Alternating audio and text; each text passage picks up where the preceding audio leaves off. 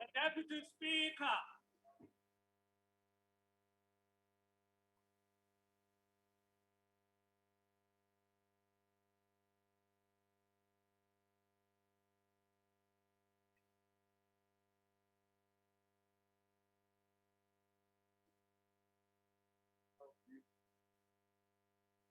There will now be an opportunity for silent prayer or meditation.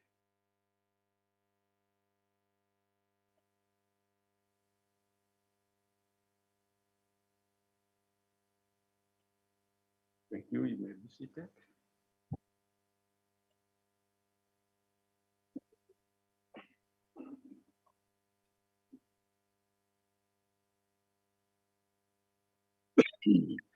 Honorable members, remember to stay in your allocated seat and keep your mask on. This is in the interest of safety of all of us. The Secretary will read the first order of the day. Resumption of debate on vote number 1, the Presidency. Reply by the President. Appropriation Bill. Mr. President, welcome to the House today. We now invite you to address the House.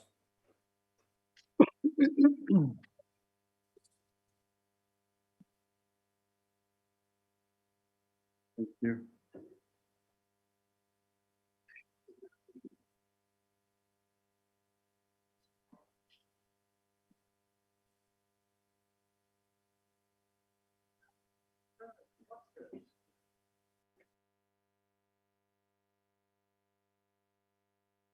Deputy Speaker of the National Assembly, Deputy President David Dabete Mabuza, Ministers and Deputy Ministers and honorable members. Yesterday, I omitted to wish Minister Didiza happy birthday during a meeting of one of our cabinet committees. I promised that I would give her chocolate, very delicious chocolate from Ghana. So I am going to deliver chocolate to you from Ghana, Minister. And happy birthday. I'd like to thank all those who participated in the debate, and also thank you, Deputy Speaker, for giving me this opportunity to reply to yesterday's debate. True to form, the engagement here was lively, it was robust as usual, and it was a demonstration that our democracy is indeed vibrant, and that our perspectives are as diverse as the South African people that we represent in this parliament. It is a matter of great significance and value that this parliament provides space for conflicting views, views that should be aired, debated, and also for competing interests to be mediated. We must never forget how far we have come from the conflict of our horrible past, from the silencing of dissent, and from the banning of legitimate voices of the people of this country.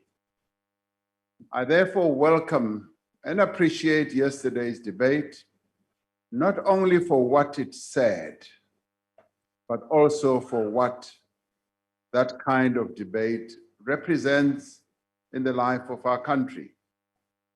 But while there are areas of public life where we have made a decisive break with our apartheid past, we all know very well that this country's divided and violent history continues to live on in the lives of millions of South Africans. We see it every day, we feel it every day, we touch it every day, on an ongoing basis. Several speakers spoke of the difficult, sometimes desperate conditions under which many of our people live. Over the last 27 years, we have made much to give effect to Madiba's call that the responsibility of government is to redress the centuries of unspeakable privations by striving to eliminate poverty, illiteracy, homelessness, and disease. But as we all know, there is so much more that we need to do, both as government, as our legislatures, both at national and provincial level, as local government. We have a lot of work to do. And it is true that a lot has been done and achieved on the housing side. 5 million subsidized houses and housing opportunities have been provided for the poor in our country since 1994. But still, millions of people live in informal settlements. That should concern us.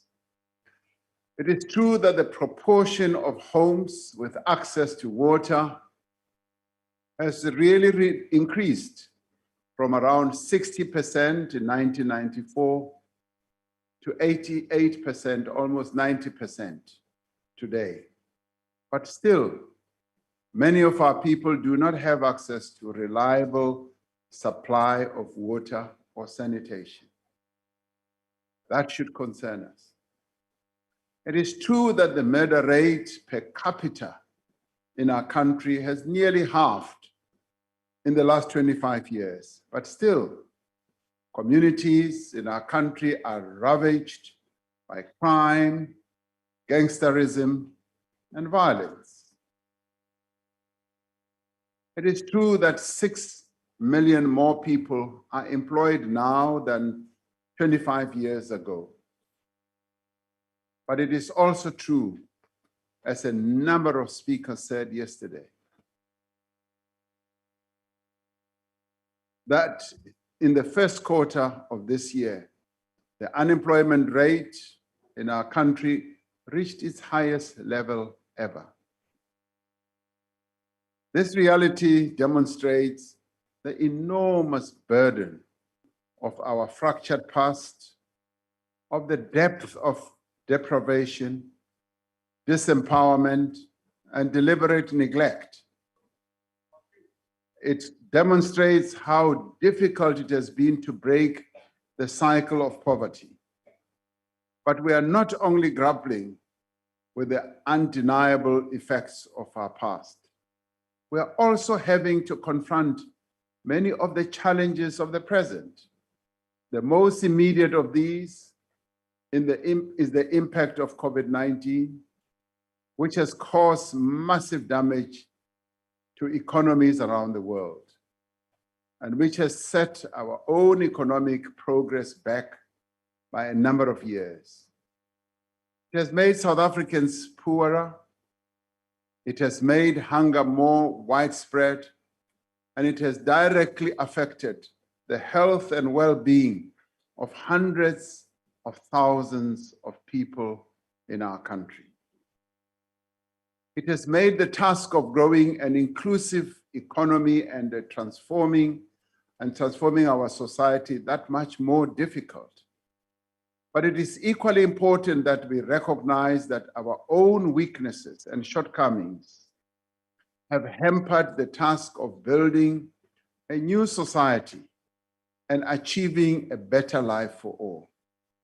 We must, as we have done, acknowledge that there have been failures of governance in several areas of government, in municipalities, in departments, both at provincial and national level, and in our state-owned enterprises, and a number of other government entities. As the NPC diagnostic report identified, development has been constrained by poor planning and inadequate coordination. And perhaps the most debilitating of factors has been corruption, nepotism, and patronage in many parts of the state, as well as in the private sector. While we are now aware of the billions that were stolen from state-owned enterprises, there is no form of corruption, no matter how seemingly insignificant, that does not damage society. Corruption is not a victimless crime. It deprives the poor in our country of resources that are rightfully theirs. It starves the economy of investment, in that those who would want to invest in our economy are kept away by the stench of corruption. It leads to a degradation of public infrastructure, services, and tragically, it ultimately does cost lives. This is the context in which the budget vote of the presidency must be understood. It is these challenges that the president is determined to address, both those rooted deep in our past and those that manifest themselves today. In the State of the Nation address in February, I compared our nation to the fynbos of our beautiful province, the Cape, which emerges from the most intense flames ever stronger than before. Our country has suffered great devastation. And as COVID-19 continues to spread within our communities, and as it continues to take people's lives, we cannot yet say that we have extinguished the flames of this pandemic, but we will. But what we can say is that we are now seeing some of the green shoots of recovery. We are now seeing signs that the focus of this administration has placed on economic reform, which began before the pandemic, that it is steadily but surely paying off. As a result of the devastation caused by COVID-19, we are starting from a low base. However, most economies and agencies have adjusted their growth projections for South Africa, including the International Monetary Fund, which has revised upwards its projections for our growth from 2.8% to 3.1% for this year. According to the South African Reserve Bank's first financial stability review for this year that was released last week, our economy continues to rebound from last year's recession, albeit at different rates across sectors. By a number of indicators, economic activity is returning to pre-pandemic levels at an encouraging. One such indicator is the performance of our currency. The rand is at its best levels since 2019 and is currently outperforming the currencies of our major trading partners. This is being aided by high commodity prices that we are getting for our commodities. Our favorable position as a commodity producer should attract capital inflows and boost the fortunes of domestic producers as well as traders and retailers. Salaries are recovering to pre-pandemic levels. An index of take-home salaries in the private sector shows that typical take-home pay increased by 2.2% after inflation in its most recent reading in April. Aided by low interest rates and some income growth, household demand is picking up, with the growth rate at household credit picking up to pre-pandemic levels. Now, these are interesting indicators. A leading company that provides payment processing services for small businesses reports that the turnover captured by point-of-sale devices is increasing to levels last seen in March 2020. For the first time in 18 years, in 2020, we recorded an annual current account surplus. This was aided by a 270 billion trade surplus last year, the fifth in a row and the highest on record. The trade surplus comes from commodity exports, particularly our platinum, but also from significant agricultural exports.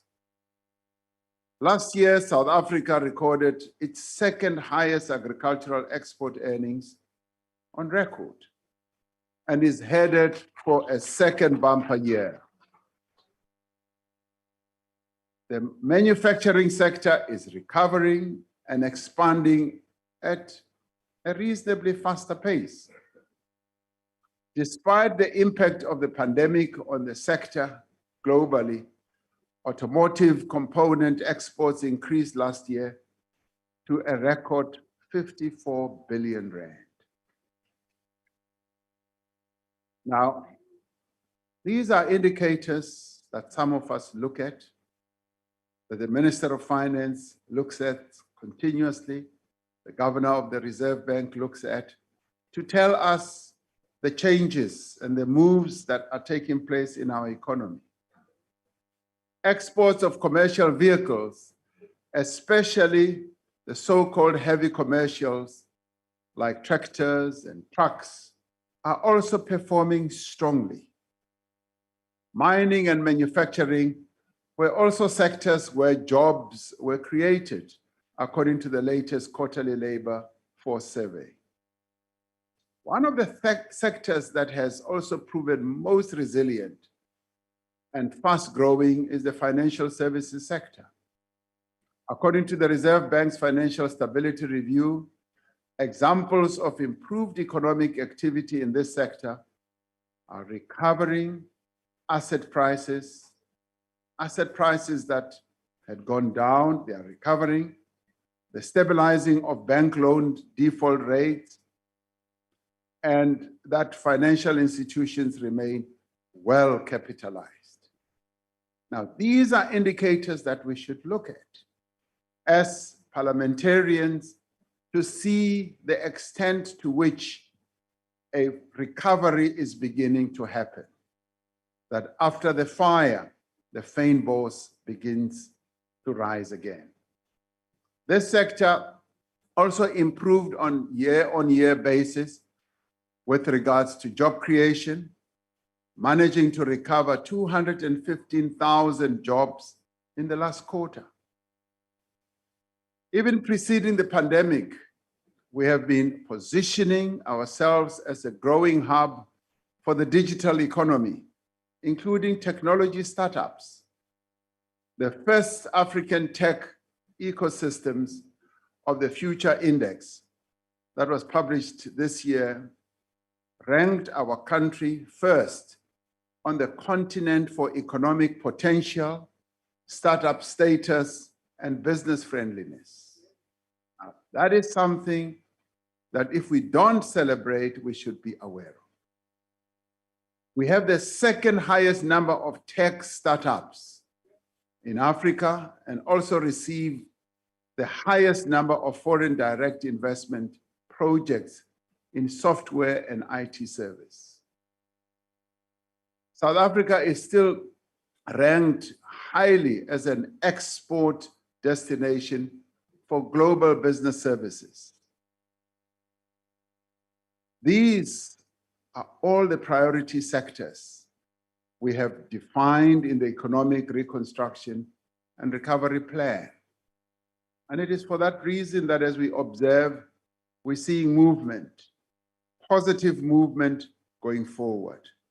And of course, we would that everyone who has perceptive eyes should be able to look at these indicators and see precisely what is happening in our country, so that our negativity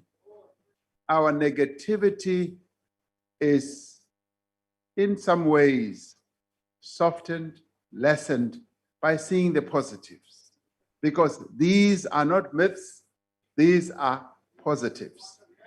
These are things that are happening in our economy.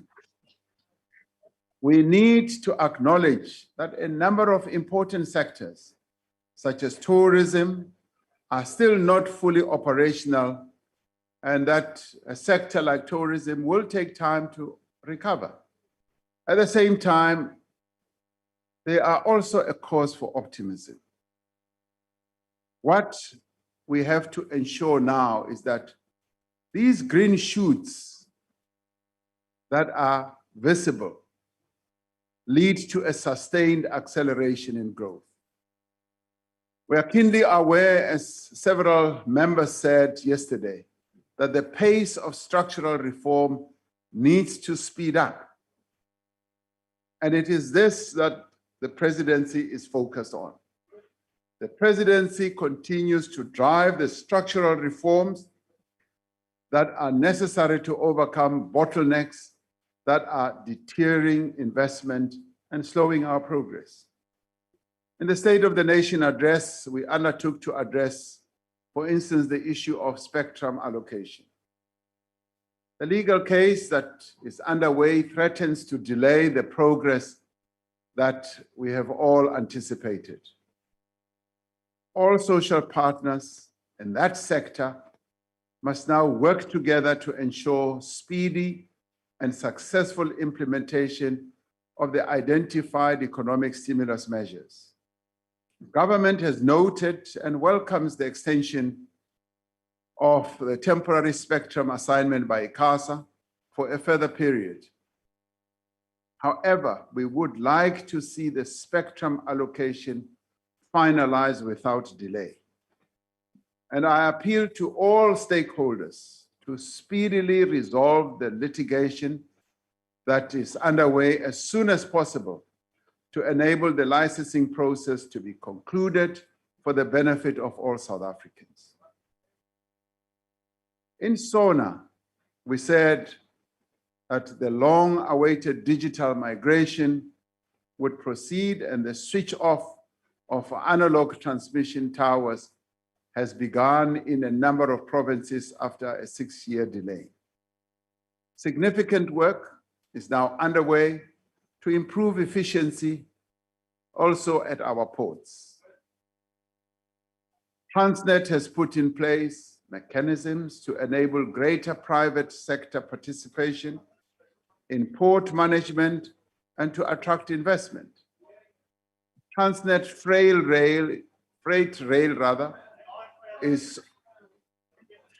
rail is also working to allow private operators to access the rail network. We said the revised critical skills list would be published, and we have done so, with work underway to ensure that the final list is comprehensive.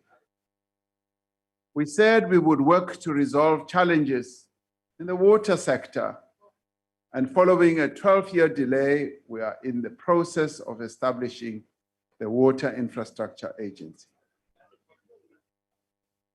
We are also steadily reducing the turnaround time for water use licenses applications, with the average now at 90 days from over 300 days average in the past.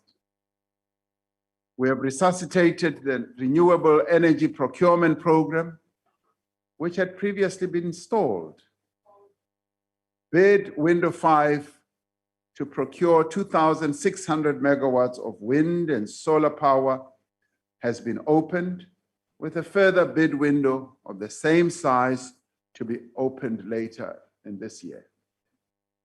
In line with our commitment to electricity regulation reform, municipalities are now allowed to purchase their own power, and discussions are underway to raise the licensing threshold for embedded generation projects.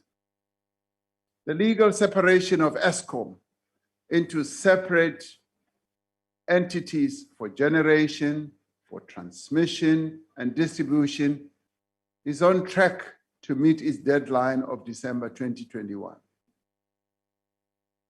Now, through the Bridges program, we are making a difference in the lives of rural communities who need bridges to enable them to travel to work, services, and for young children to go to school. Our quest to build a capable state is steadily gaining momentum as previously weakened state institutions are now performing more efficiently. The South African Revenue Service, SARS, has undergone a successful turnaround.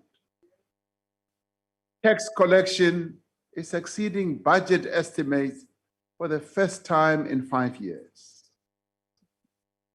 The fight against corruption is also gathering momentum because of improved state capacity and more effective collaboration. Yesterday, the Special Investigation Unit presented a report to SCOPA on its work around COVID-19 procurement. Many of these investigations have been concluded, and the dockets have either been handed over to the NPA or are in the process of being handed over. There have been referrals for disciplinary processes for officials who were involved in corruption.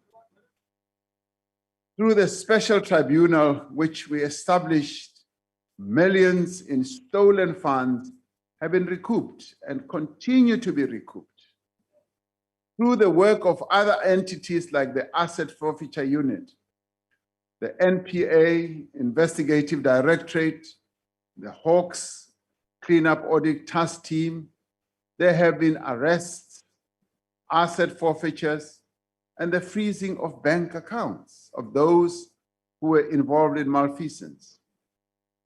This progress is the direct result of the decision of this administration to drive a collaborative and interagency approach that allows all law enforcement agencies to work together and to share information on an ongoing basis. The issue of national health insurance is also in process. At the backbone of the NHI, the health patient registration system has been implemented, and over 50 million South Africans have been registered. Key aspects of the Presidential Health Compact are being implemented, including the placement of interns and community service candidates. In the moratorium, or rather the moratorium for health posts has been lifted, and more than 28,000 statutory and critical posts were filled across all our provinces.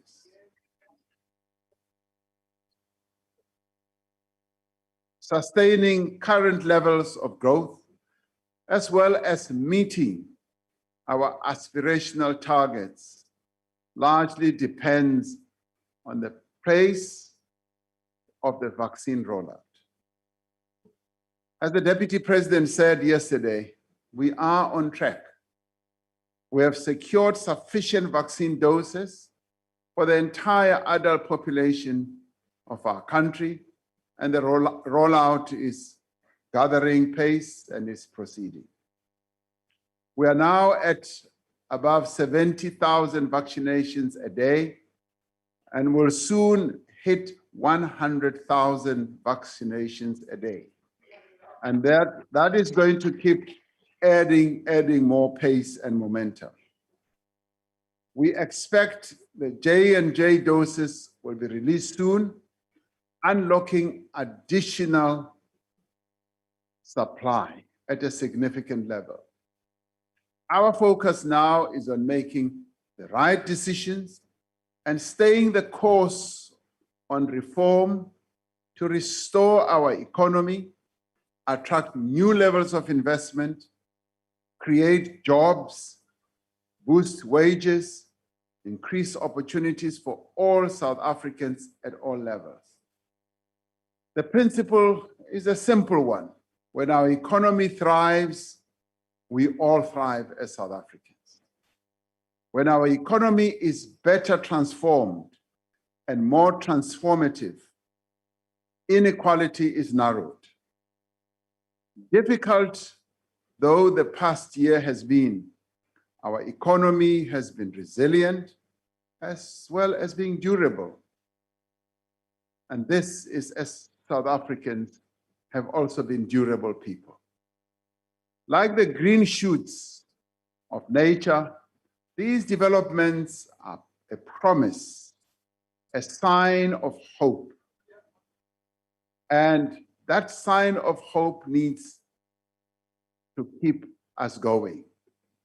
It is our responsibility, each and every one of us in this house and across the country, to nurture these green shoots, to enable these green shoots to keep springing up, to give them water and the sunshine and the nourishment.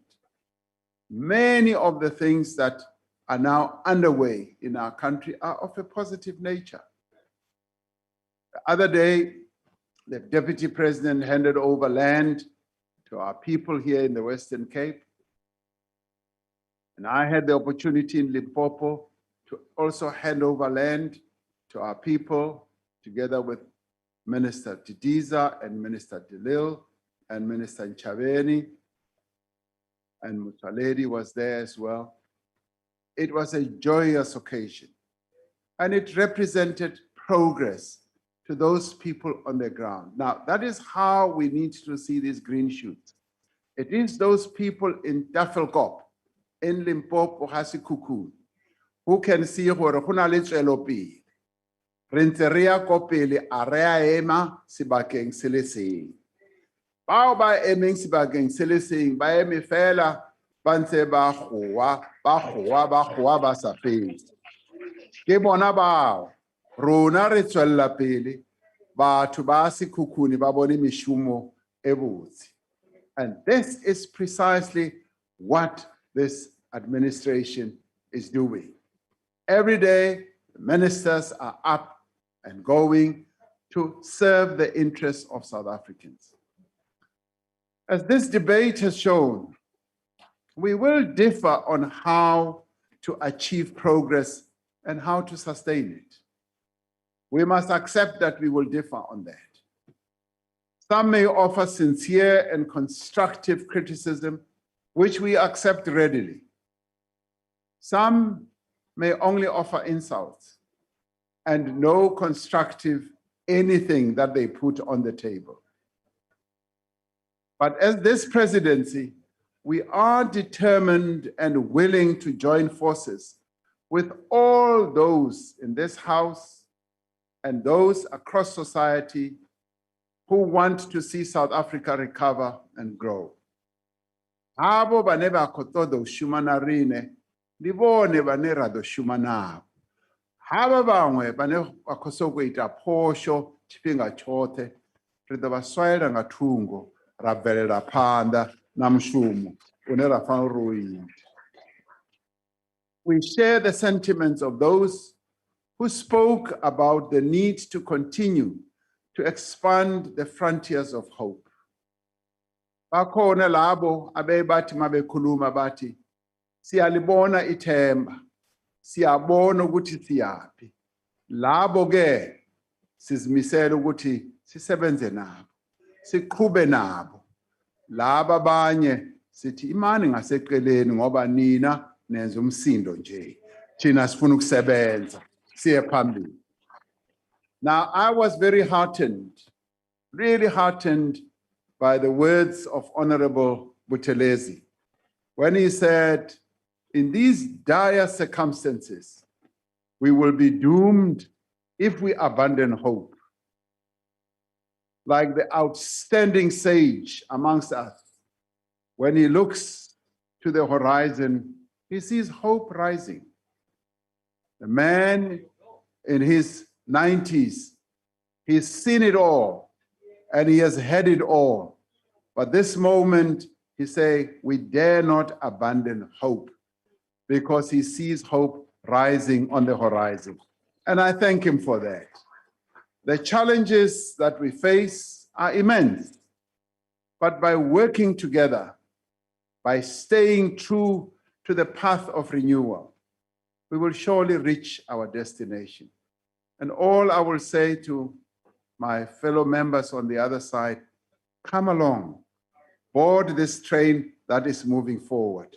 We will reach our destination. Otherwise, you will be left behind. Thank you very much.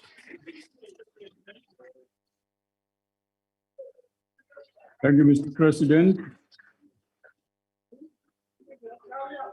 The Secretary will read the second order.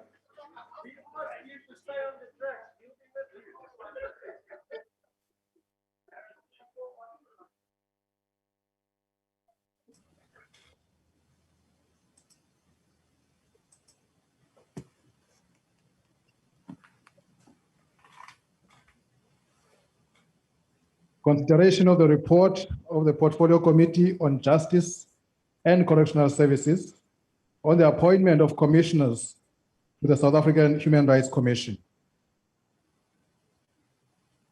I now call upon the Honorable Gratitude Magwanish. Thank you very much, Deputy Speaker. A report of the Portfolio Committee on Justice and Correctional Services on the appointment of commissioners to the South African Human Rights Commission, dated 29 May 2021. Last year, the chairperson of the South African Human Rights Commission wrote to the Speaker, alerting the House to a vacancy that would arise at the Commission when Advocate Mohammed Amermeya's term of office expired at the beginning of February 2021. Most recently, the chairperson of the Commission wrote to inform the House of the vacancy that had arisen at the Commission as a result of the Deputy Chairperson of the Commission, Ambassador Priscilla Jana, having passed away, requesting the House to begin a process to fill the vacancy. Section 193, subsection 4 of the Constitution provides that the President, on the recommendation of the National Assembly, must appoint the members of the South African Human Rights Commission. The South African Human Rights Commission Act of 2013 provides that the recommendation must also indicate whether the commissioner is to be appointed in a full-time or part-time capacity. The Act also provides that the commissioners will be appointed for a period of not more than 7 years and will, at the expiry of such period, be eligible for reappointment. The committee advertised the position and received 59 nominations or applications in all. Shortlisting took place on the 26th of February 2021, and on the 9th and 10th of March 2021, the committee interviewed the candidates. The committee also considered the appointment of the Deputy Chairperson of the Commission in terms of Section 7 of the Act.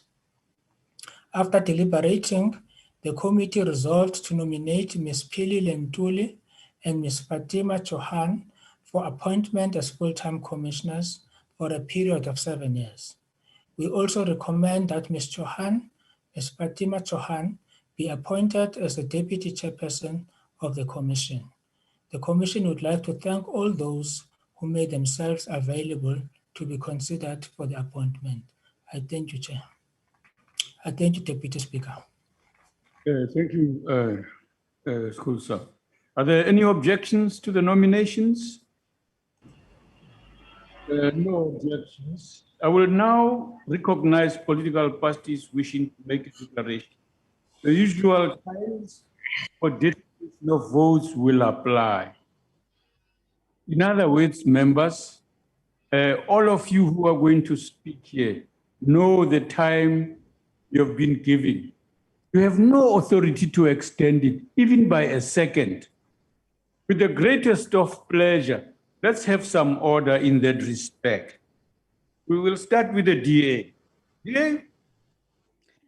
Thank you, Honourable Deputy Speaker, Honourable Members. The Portfolio Committee on Justice and Correctional Services has gone through the process of appointing 2 new commissioners to the Human Rights Commission.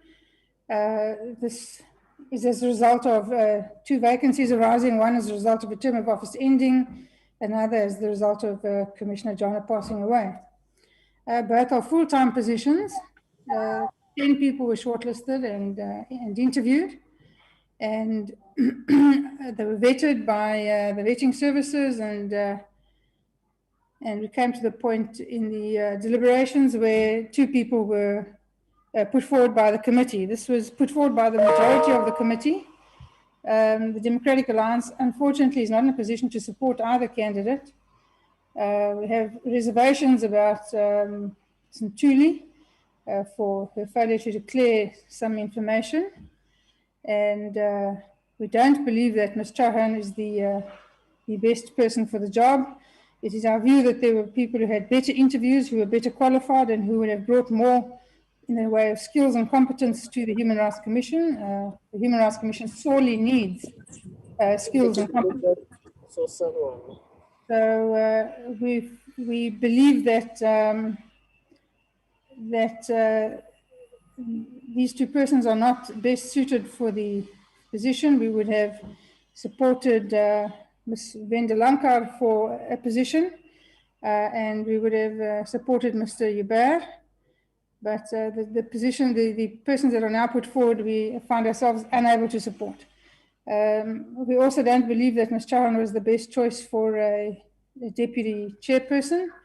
We hold the view that somebody who has been there for some time, who has already performed, who is driving issues in the Human Rights Commission, and who would have brought some institutional knowledge, would have been a more appropriate appointment. And so for that reason, we do not support the committee report. I thank you.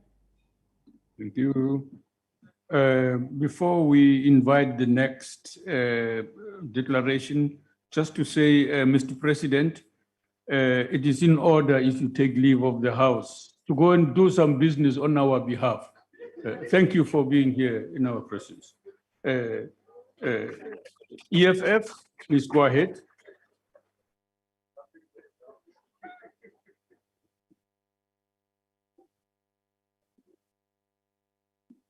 Deputy Speaker, one of the most corrosive tendencies by the ruling party is the propensity to use institutions of the state and even independent institutions supporting democracy as an extension of their patronative work. For the longest times, Fatima Chauhan was a Deputy Minister of Home Affairs, and under her watch, a number of sinister things happened in that department. The issuing of family with fraudulent citizenship, their landing at a national key point for their wedding are just a few of the things that happened under her watch. The South African Human Rights Commission is a very important Chapter 9 institution.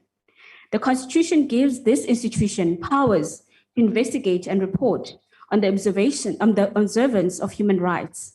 It is as well to take steps to secure redress for human rights violations.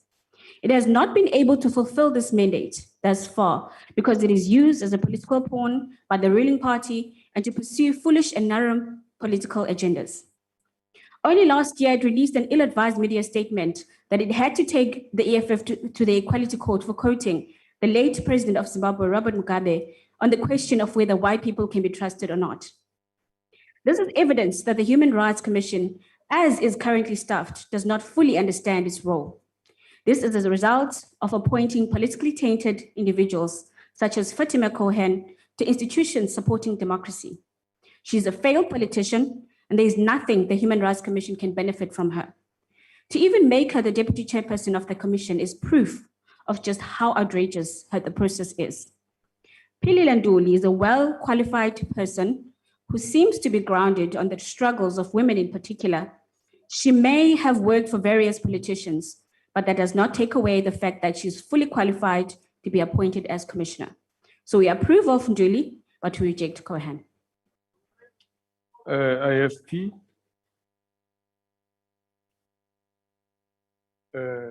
Date, can you clear the place there?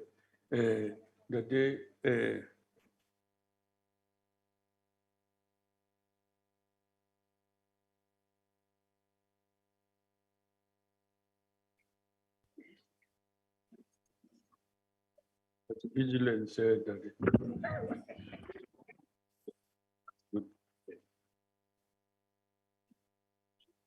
Well, thank you very much, Deputy Speaker.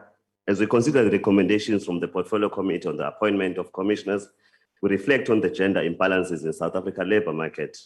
The IFP supports equal participation and the equal pay for our working population in the country. South Africa has made great strides in improving women's representation in Parliament, from 27% to 48% to 46% between 1994 to 2019. Similar gains were recorded in the National Assembly, where the proportion of women increased from 2.7% to 45% in the same period. We still expect the representation of women to increase within the NCOP and other structures. The representation of women in South African Parliament is considered one of the best across the globe. We applaud the efforts that have been made in improving these numbers over the years.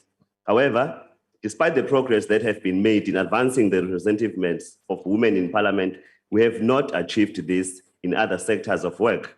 Women remain underrepresented in the top 6 position in the country. Our decisions today need to reflect our position in addressing this gap. The IFP wishes to express its support in the appointment of the qualified women in key positions. We pursue this agenda in the interest of pursuing the equality doctrine enshrined in our Constitution and as reflected in our labor legislation. We also applaud the recommendations for gender balance in this commission. We further welcome the suggestion from the chairperson that highlighted the consideration to employ our youth. The IFP accepts the nomination made in the appointment of the commissioners of the Human Rights Commission. We support the recommendation made by the members of the Portfolio Committee. Thank you. FF Plus. Thank you, Honorable Deputy Speaker. The Freedom Front Plus does not support the appointment of Mrs. Fatima Cohen and Mrs. Memphilian Dooley as full-time commissioners of the South African Human Rights Commission, and neither do we support the appointment of Mrs. Fatima Cohen as Deputy Chairperson of the Commission. I thank you, Honorable Deputy Speaker. Thank you. Honorable Steve Swart, ACDP.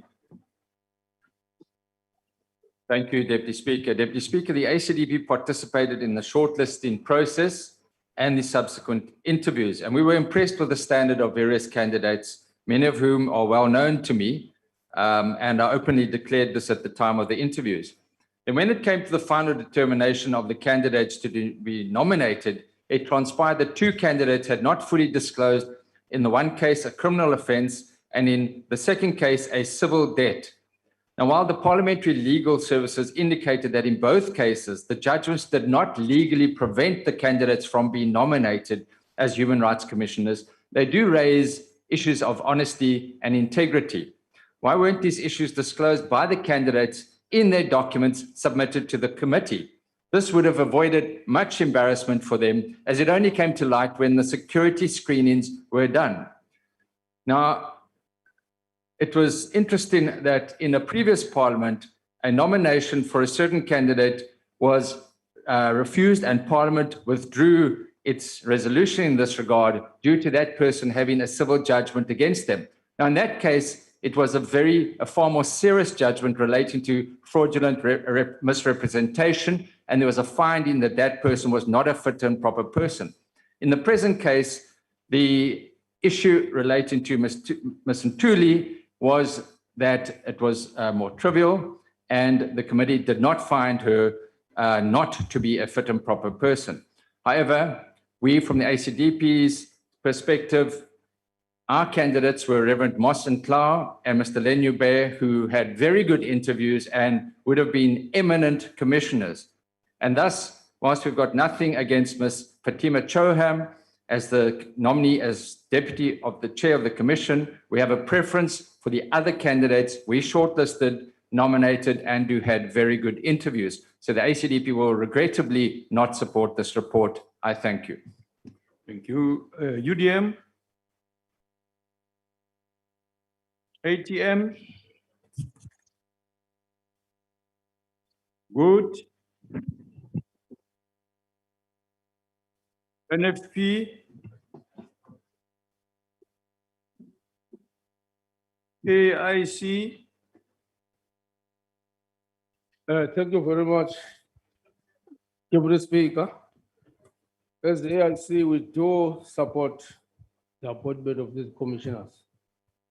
We cannot afford to have vacancies that are not filled during this critical time. The Human Rights Commission is an important institution that needs our support, a commission that looks after the rights of our people, so that now it checks on the abuse of power. This commission is very important for a social when it includes the women, because we have got to support the appointment for women. So we say, as I say, we do support the appointment of this commissioner. Thank you very much. Cope? Thank you, Honorable Deputy Speaker. COPE accepts and supports the committee's recommendation. Thank you. PAC? Deputy Speaker, PAC supports the commission. Thank you. Al-Jama? Thank you, Honorable Deputy Speaker. Honorable Deputy Speaker, I'm an alternative member on this portfolio committee, and I've watched the proceedings and the interviews and the short listing, and I was very impressed with the caliber of all the candidates that applied. It was a very difficult decision, and it is a credit to the country that people are coming forward to play this important role. It's a pity that the decision to support or not support seems to be based on the color of the skin of the respondents, and that is very sad. Honorable Deputy Speaker, as far as the two candidates is concerned, we are aware of the fact that they are like child soldiers. They fought for liberation from a very young age. Their families were involved. They've served this country very well. And it is taking that into account that Al-Jama supports both candidates, and we support the fact that a woman is the deputy chair of the commission. These are candidates, young at heart, that will go to the ground, that will walk in sewage, that will walk in dirt, that will work where there is crime, to ensure that human rights is respected in South Africa. I think this committee did a great job in their recommendations, and they have made Parliament proud, and I would like to thank the chair of the Portfolio Committee for his leadership. We are looking forward to human rights in South Africa being taken to a next level. Thank you very much, Honorable Deputy Speaker. Thank you. ANC?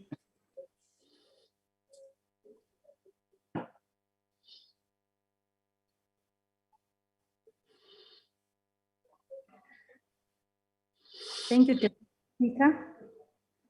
Members of the House, fellow South Africans, ANC policy proposal for the final constitution in 1993. The proposal was that the constitution shall, as far as possible, empower the poor and vulnerable to enforce their rights, and shall entirely create a human rights commission and a public protector to perform this function. The constitution defines South Africa as a constitutional democracy and spells out how the state institution should function, expressly to give effect to this constitutional democracy. These institutions include Chapter 9 institutions, and in particular, the South African Human Rights Commission that we are about today.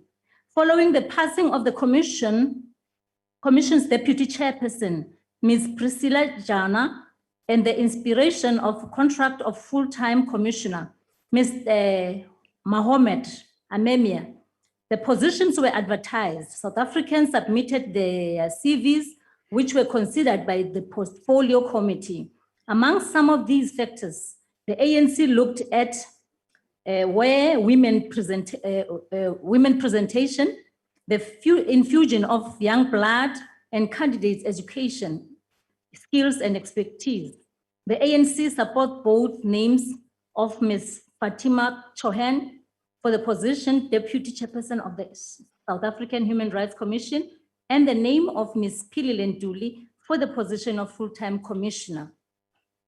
Ms. Fatima Chohan is legally qualified, is an admitted attorney, and has served as a legal advisor within the outside of government. She has served as a member of parliament as a backbench in various committees, including the Portfolio Committee on Provincial and Local Government, and chairperson of various committees, including the Portfolio Committee on Justice and Constitutional Development, Basic Education, Public Enterprise, and the Ad Hoc Committee on Oversight and Accountability. She has served on the Magistrates Commission, the Judicial Services Commission, and a Deputy Minister of Home Affairs, where she extensively dealt with issues of refugees and asylum seekers. She has rendered 25 years in public service and actively fought for human rights since her days as a student. Ms. Memphilian Dooley is a 38-year-old PhD student in public law at the University of Cape Town. From honors level, her studies have paid a particular focus on gender issues. She has worked in government in the Department of Public Service and Administration, and in the Presidency in the fields of research, policy development, and speech writing, among others. She participated in the drafting of the National Policy Framework on the National Gender Machinery and was Director Research and Policy Development in the Presidency. Department of Women. She contributed research work in Parliament high-level panel on the assessment of key legislation and the acceleration of fundamental change. She was a member of the National Research Team that compiled South Africa's second progress report on the implementation of the Africa Peer Review Mechanism Program of Action, African Union. The names of the candidates to fill the vacancies in the South African Human Rights Commissions were sent to State Security for security clearance. The report reflected that Ms. Dooley had a judgment against her name. She provided the committee with evidence to the fact that the debt had been paid in full. We welcomed that. Chairperson, Deputy Chairperson, in consideration with the history of the South Africans, particularly women, we don't have generational wealth. At some point, with all the economic challenges that the country is facing, one will find herself in the same situation, and that does not mean that Ms. Dooley is not a fit and proper person to serve as a commissioner. Therefore, with their skills and expertise, we believe that Ms. Chohan and Ms. Dooley will add great value and contribute meaningfully to the South African Human Rights Commission. We wish them all the best in their new roles. We also wish to thank everyone who applied. Women must be at the forefront. The ANC support the report. I thank you. Thank you. I now put the question of the appointment of the two members as indicated. Those in favor say aye. Aye.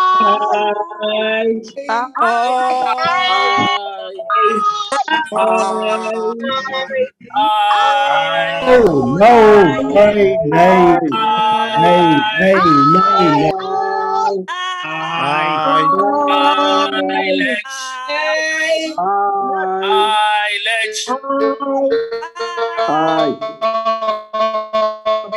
For heaven's sake, stop now. Guys. And those against?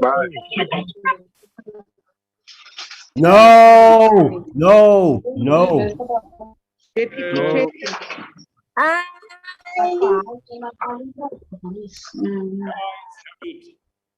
Deputy Speaker.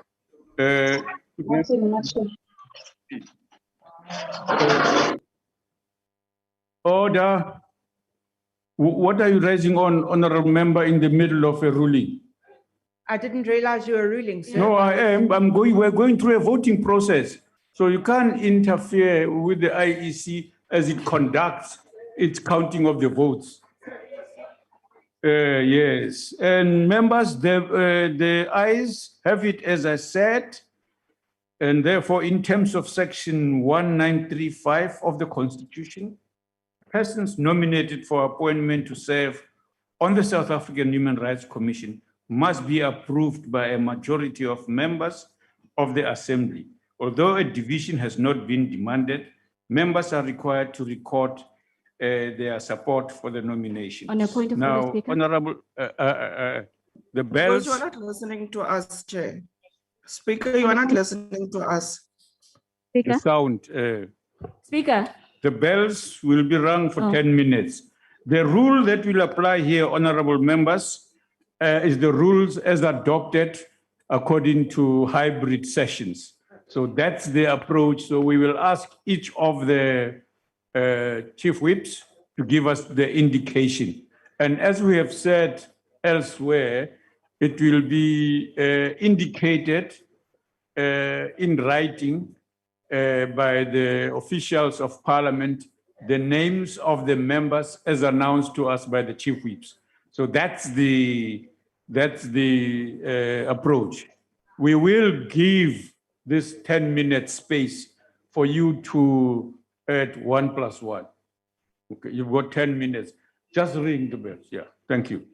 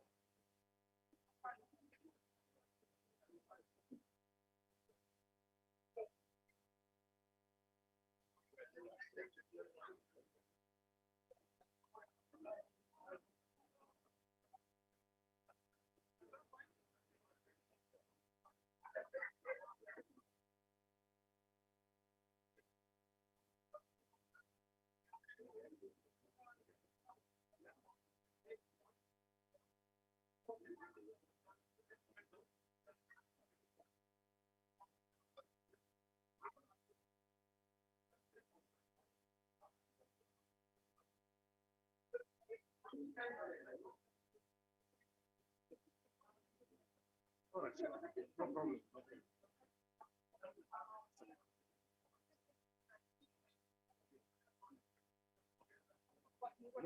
I'll be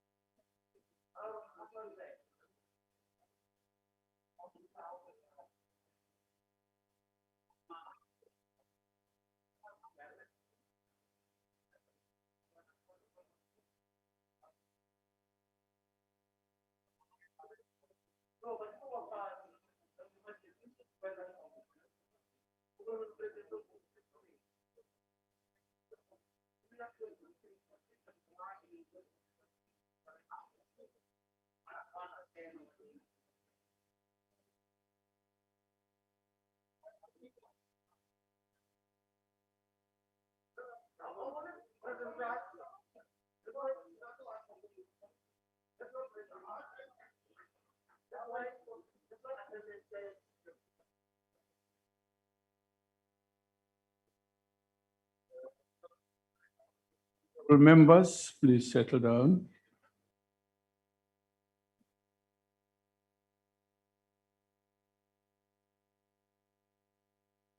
The honorable members, the Speaker has determined that in accordance with the rules, a manual voting procedure will be used for this division. Firstly, in order to establish a quorum, we would request the table to confirm that we have the requisite number of members physically present in the chamber and on the virtual platform to take this decision. Party whips will then be given an opportunity to confirm the number of their members present and indicate if they vote for or against the question. A member who wishes to abstain or vote against the party vote may do so by informing the chair. Now, having confirmed that we have the requisite quorum, we will now proceed. Can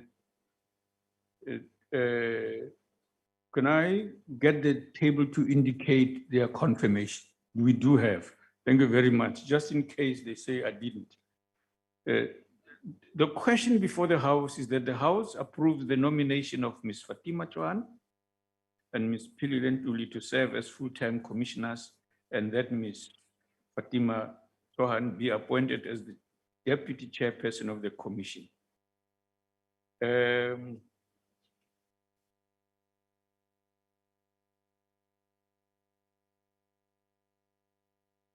Now, the party whips ready to record the votes of their members who are present. Let's start with the ANC. Thank you, Honorable Deputy Speaker. As the ANC, we have 19 members in the House and 177 on virtual platform. In support of this, the appointments. Thank you. Okay. No member of the ANC wishes to vote against? Okay, no. Okay, let's proceed to the DA. House Chairperson, the DA has 9 members in the House. We have 50. I know you mean Deputy Speaker. Ne? I'm so sorry, Deputy Speaker. You see, you shook me earlier when you admonished me. Nine members in the House, 53 on the virtual platform, giving you a total of 62 members voting against this appointment. Okay. No member of the DA would like to vote in favor or abstain? Okay, no. EFF? Deputy Speaker, we have 31 on virtual, 1 in the House, only in support of Ms. Dooley, not Fatima. Thank you. Any of your members wishing to vote otherwise?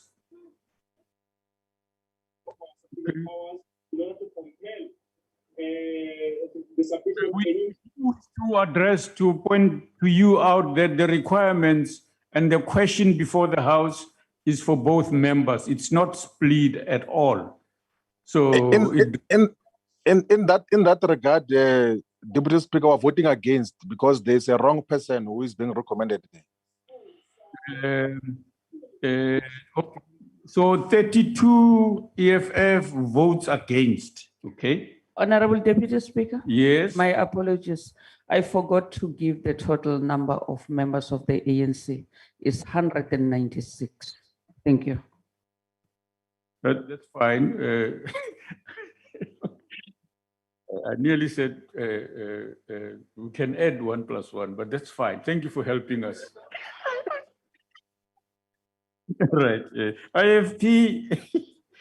Thank you, Deputy Speaker. We are 11 members in support of both candidates, 10 are on virtual and 1 in the House. Thank you. Okay, in support here. All right. FF plus? Honorable Deputy Speaker, we are 2 members in the House, 7 on the platform, total 9 voting against. Okay. ACDP? None of your members of FF plus wishes to vote otherwise? Okay, let's proceed. ACDP? Thank you, Deputy Speaker. We have 3 members virtual, 1 in the House voting against. Thank you. Okay, voting against. None of your members want to vote for? An or absolute abstain? no, Deputy Speaker.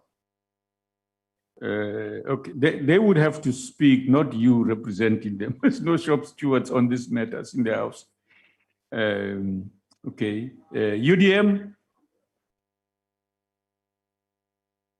UDM is not here. ATM? Good. NFP? AIC? Thank you, Deputy Speaker. We are 2 in the House. We support the process. Thank you. Cope? Honorable Speaker, thank you. Deputy, yeah? Yes. Thank you very much. It's 1 member in the House and we support. Thank you. Thank you. Al-Jamaa? Honorable Deputy Speaker, 1 on virtual, Al-Jamaa supports. Okay, support. All right, thank you. Now let's get it. Oh yeah, PAC? PAC 1 in virtual platform and we're voting in favor. Voting in favor, okay, 1, yeah, all right. Okay, let's, Deputy Chief Whip, we're now waiting for the addition to take place. No, relax. Just relax. I was just pointing out to your additions there, you see.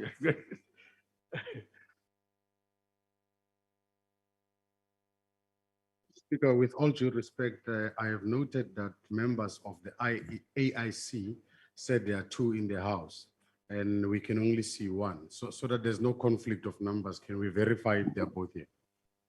Oh, yeah, yes.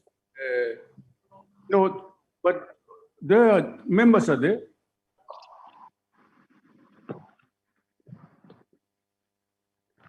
Thank you, Deputy Speaker. Let me clarify that. Yeah, speak. Go ahead, honorable member. Honorable Njaisa, you will recall that he is the one who supported, who spoke on behalf of the AIC. Yes. Now he had to go to see the doctor. Yes. Otherwise, it's part of the process. He was in the house when we voted. Was he in the house when we voted? When we voted earlier on. Yes. Yes, he was in the house. Okay. Okay, let's we will look at that. We'll report to the house. It's okay.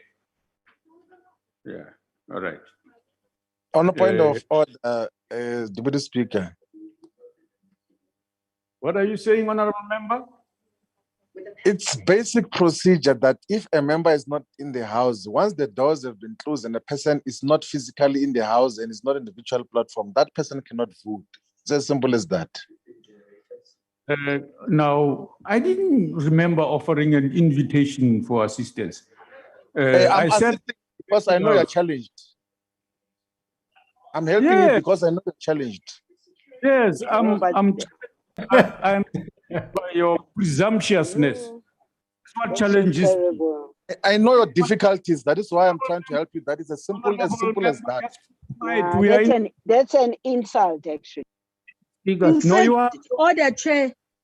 Honorable members, please let us conclude the business of the House. Let's not be distracted by out of order conduct and misbehavior, which is what I call it. Let's not be distracted by House. The House is in order. We are going to finish this work. There will be no problem. Absolutely no problem.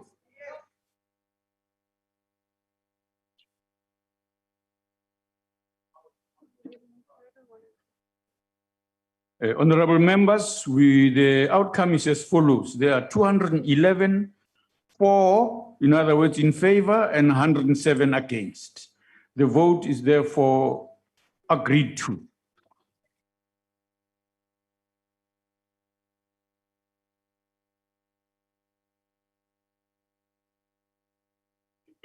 The question of the nomination of Ms. Fatima Chauhan and Ms. Memphilian Dooley to serve as full-time commissioners, and that Ms. Fatima Chauhan be appointed as deputy chairperson of the commission is accordingly agreed to.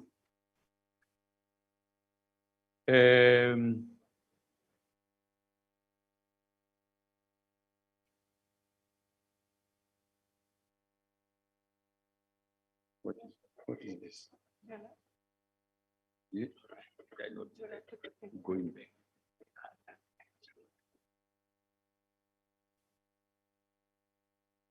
The secretary will read the third to the fifth orders together.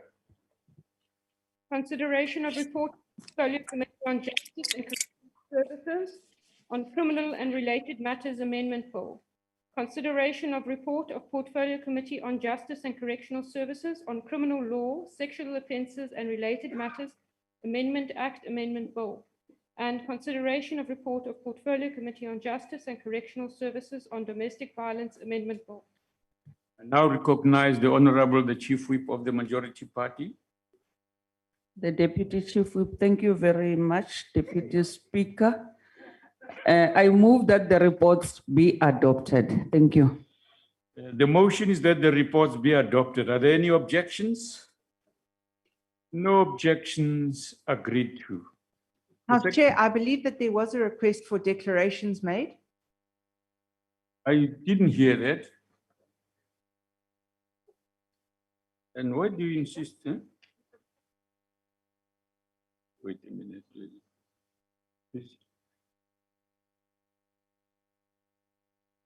Yeah. Honorable members, this is what's happening next. The secretary will read the 6th to the 8th orders together.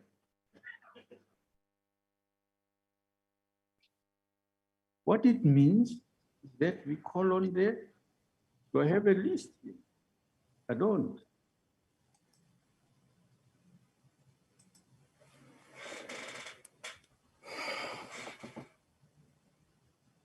Honorable Gratitude Magwanish, we are seven and I'm flat. It's your turn, sir.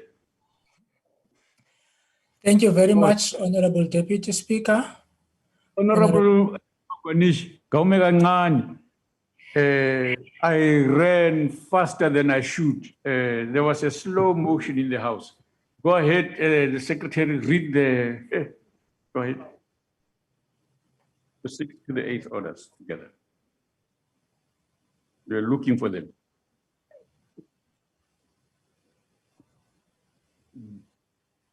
Deputy Speaker. Hold on, Baba, hold on, listen. Go ahead, Honorable Secretary. Second reading debate, criminal and related matters.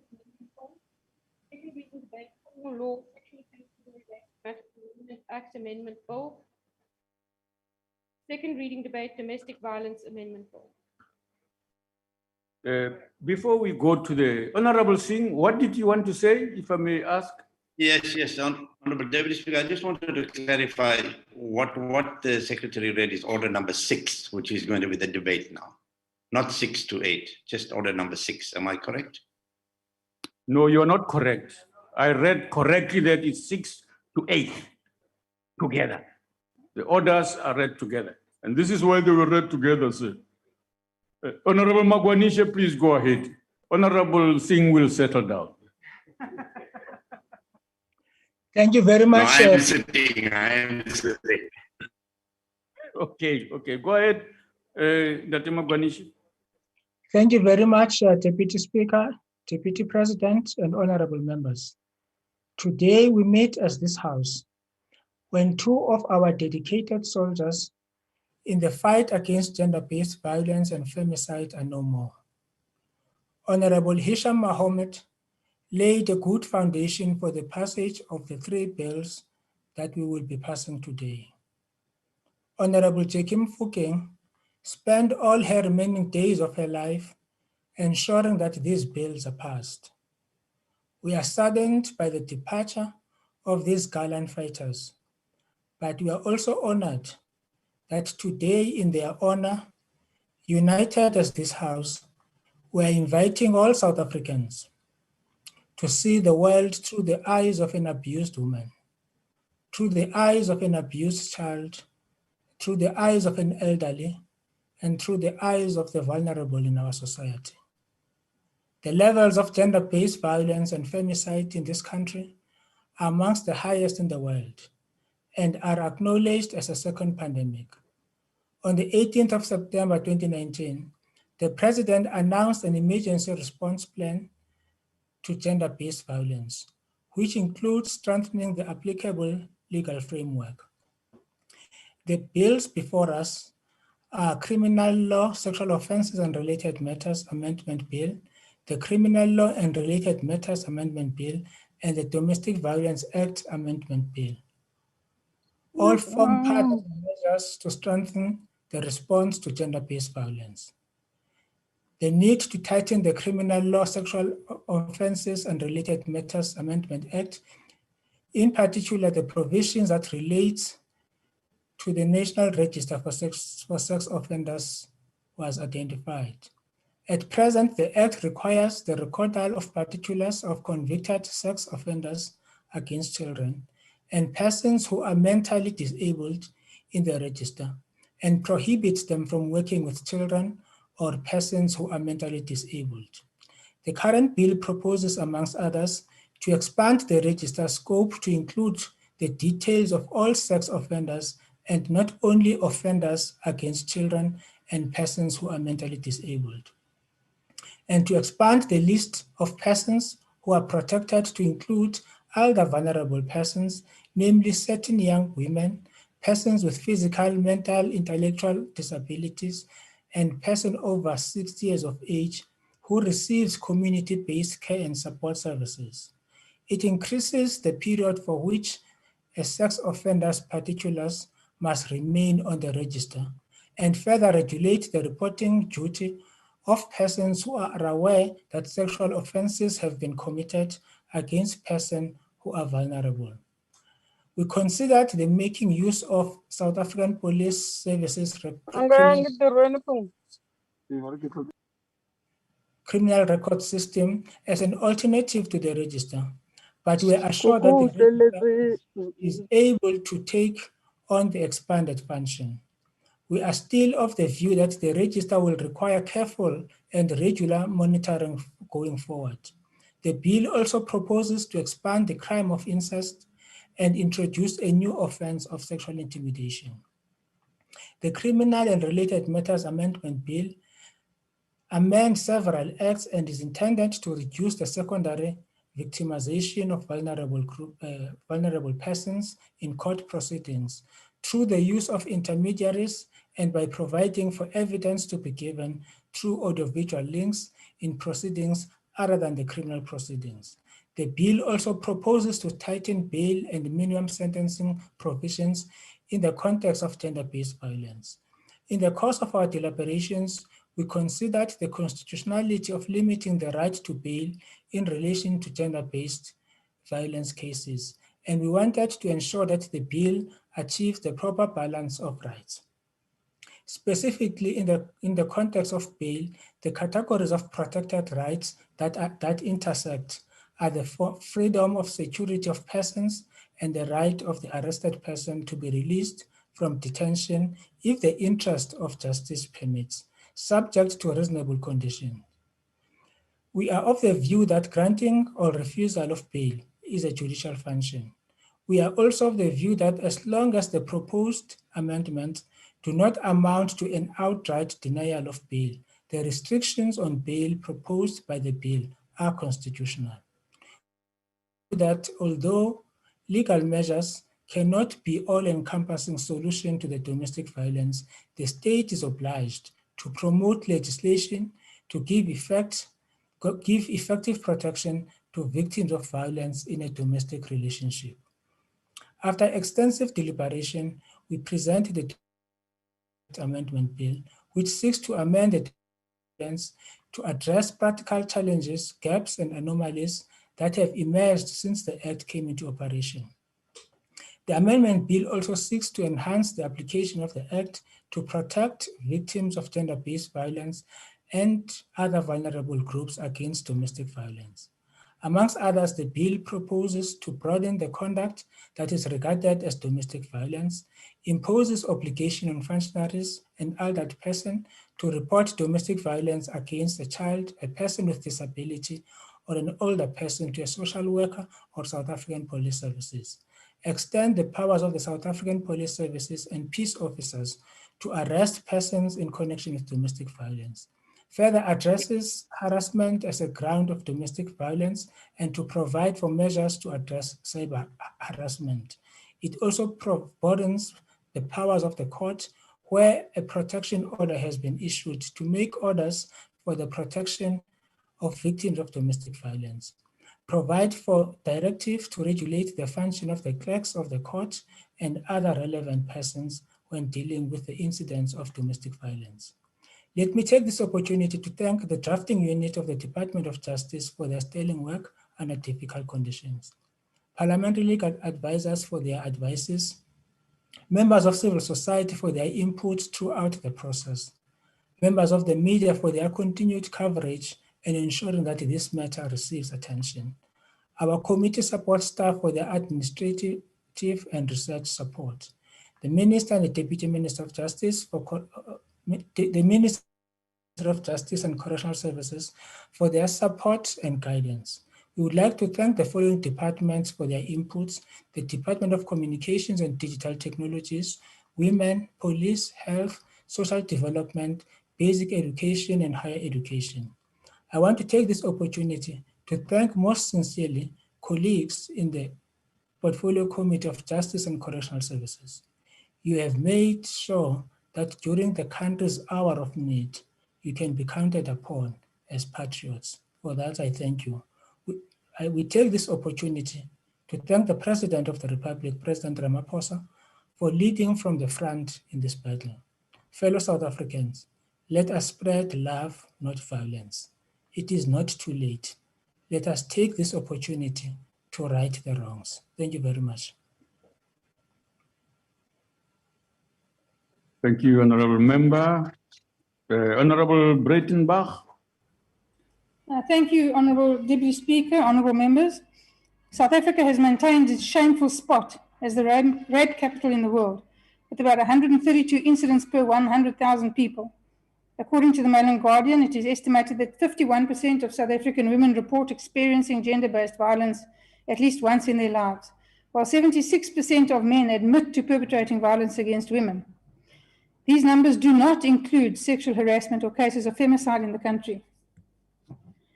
Lockdown provided a niche opportunity for perpetrators to torment their victims, essentially having a captive audience, with victims having little or no access to support services for a variety of reasons. The Government Gender-Based Violence and Femicide Command Centre alone recorded more than 120,000 victims in the first 3 weeks of lockdown. By mid-April, in Tshwane alone, the call centre was receiving between 500 and 1,000 calls a day. Faced with this situation, something urgently needs to be done. This cannot continue. Of course, the most important thing that must happen is that men must change their behavior. Children, especially boys, who grow up in an environment where violence is the default setting, will learn that that is the way to settle arguments, that that is the way women are treated, and they stand a very good chance of resorting to that behavior as they grow older. Girls, on the other hand, learn that violence is their lot in life, something they simply have to live with. Of course, this cannot be acceptable and will not be tolerated. The Domestic Violence Act Amendment Bill amends the provisions of the Domestic Violence Act in order to address practical challenges, gaps, and anomalies which have manifested themselves since the Act was put into operation in 1999. The amendments enhance the application of the Act in order to protect victims of gender-based violence and other vulnerable persons against domestic violence. Some of the notable changes, improvements, and insertions include a perpetrator who uses a third-party actor to commit an act of domestic violence against a complainant is regarded as having committed such act personally. It imposes obligations on functionaries such as medical practitioners, healthcare personnel, social workers, officials in the employ of a public health establishment, educators and caregivers to report incidents of domestic violence. It imposes obligations on adults to report incidents of domestic violence against a child, a person with a disability, or an older person to a social worker or to the South African Police Service. Failure to comply with this reporting obligation is criminalized. Provides that a peace officer may, at the scene of an incident of domestic violence, arrest a person without a warrant. Provides that a member of the police may enter private residences for the purposes of interrogating and obtaining a statement from a person regarding an incident of domestic violence. Provides that an application for a protection order may now also be lodged electronically. A court may issue a domestic violence safety monitoring notice allowing police to contact the complainant at regular intervals by electronic means and to inquire about the complainant's well-being. May visit the joint residence and see and to communicate in private with the complainant at regular intervals. It imposes obligations on electronic communication service providers to provide assistance to a court where electronic communications are used to commit acts of domestic violence. These amendments will hopefully have the effect of enhancing the protection that complainants receive. They also aim to make the task of the South African police easier in dealing with such matters, while forcing the police to provide protection where necessary. They should, if successfully implemented, provide more comprehensive protection for victims of gender-based violence and streamline the prosecution process in order that these matters can be dealt with expeditiously. Of course, much will depend on the police doing their job thoroughly, not delaying unnecessarily, and on the forensic laboratories being able to produce results. These bills are not a panacea for gender-based violence. They will go a long way to improving ways of dealing with the consequences of it. But what we need to do is bring up men who respect themselves sufficiently to respect women. We need to bring up women who respect themselves sufficiently to not accept this tawdry behavior from men. Allow me to thank most sincerely everyone who worked on this legislation, the members of the Department of Justice, the committee and parliamentary support staff, parliamentary legal advisors. They worked incredibly long hours under immense pressure to produce a suite of legislation of which they can be proud. The participation of civil society contributed to making this legislation stronger. And finally, Honourable Deputy Speaker, allow me to remember the late Honorable Hisham Mohammed and Jackie Mofokeng, who both sadly passed away recently for their immense contribution they made to the formulation and finalization of this legislation, about which they were both so passionate. Their contributions and their presence are missed. I thank you. Thank you, Honorable Member. Honorable Yako.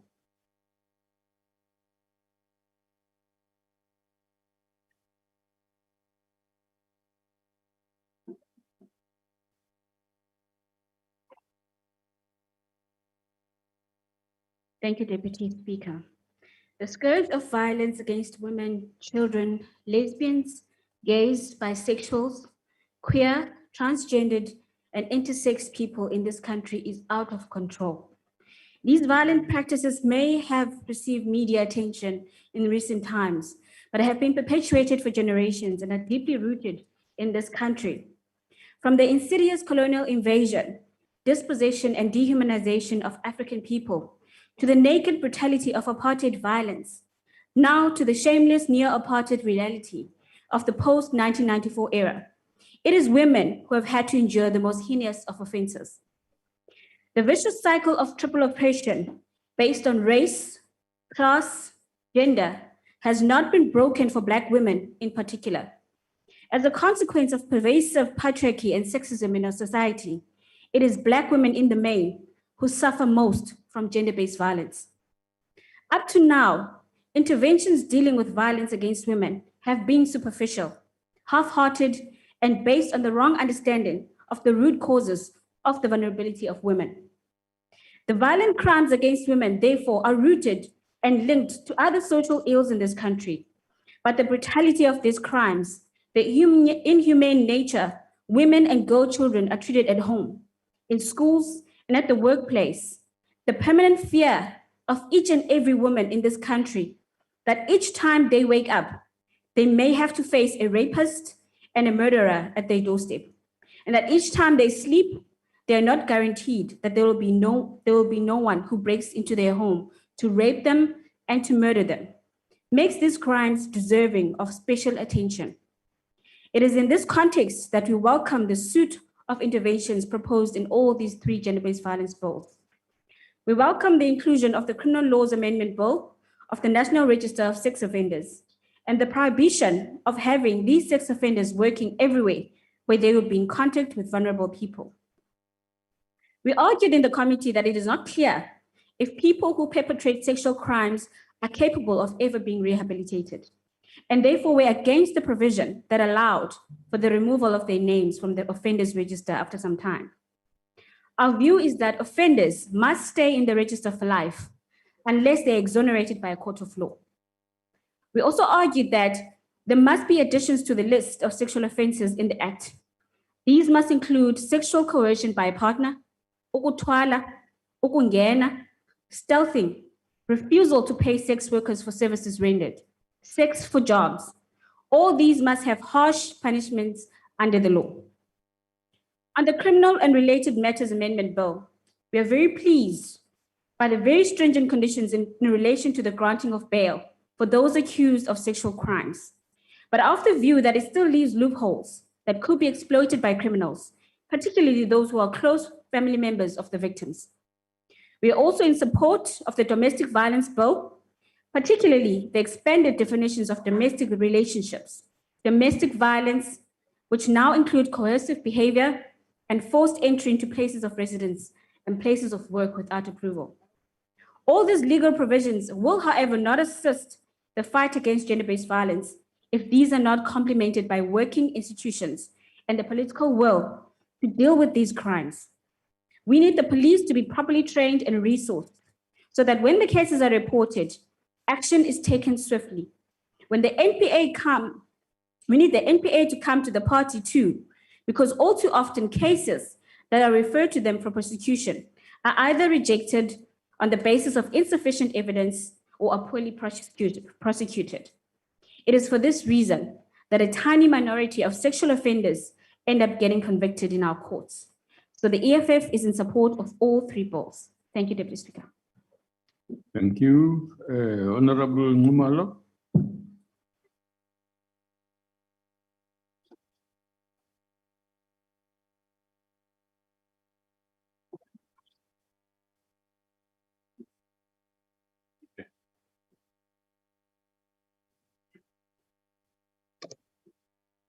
Well, thank you very much, Deputy Speaker.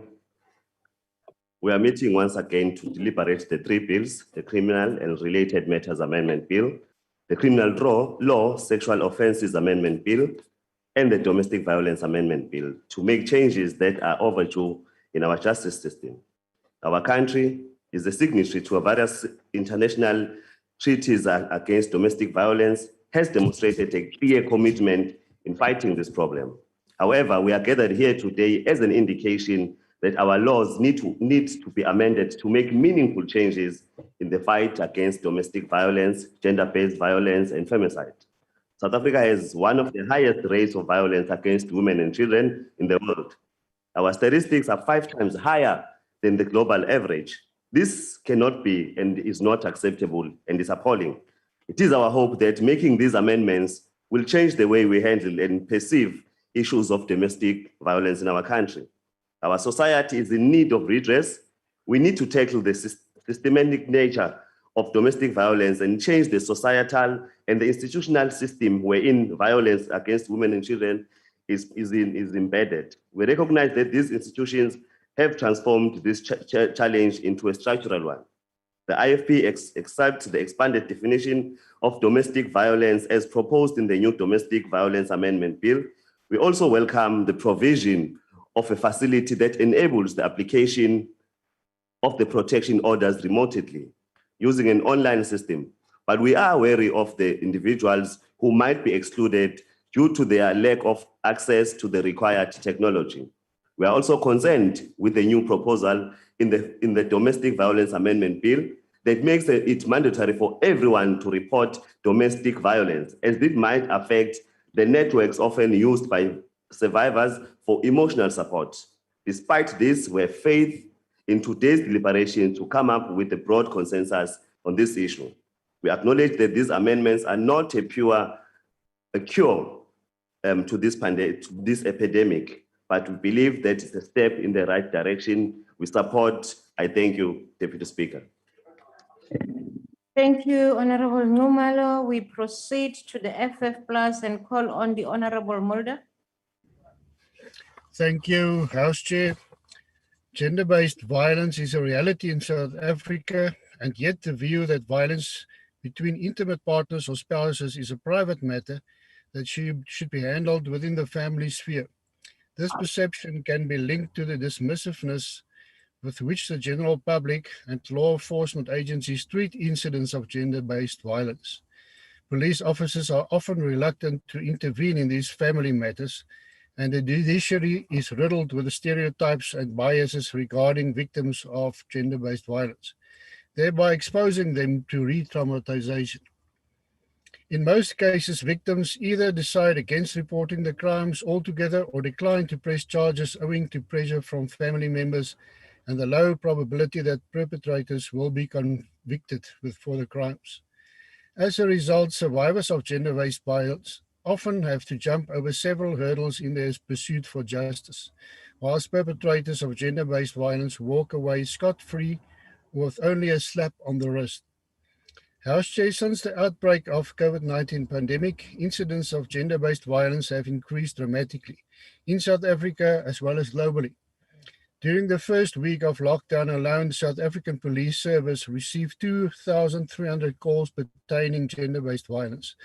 Although an upsurge in domestic violence cases was predictable, as victims would be confined with their abusers, no significant measures were taken by the state to protect women during the pandemic. Chair, the objective of the 3 amendment bills before Parliament for consideration today is not only to protect women, but to serve as a deterrent to would-be perpetrators and to prevent recurrences of gender-based violence. Many incidents of violence against women are perpetrated by repeated offenders or accused persons awaiting trial and out on bail.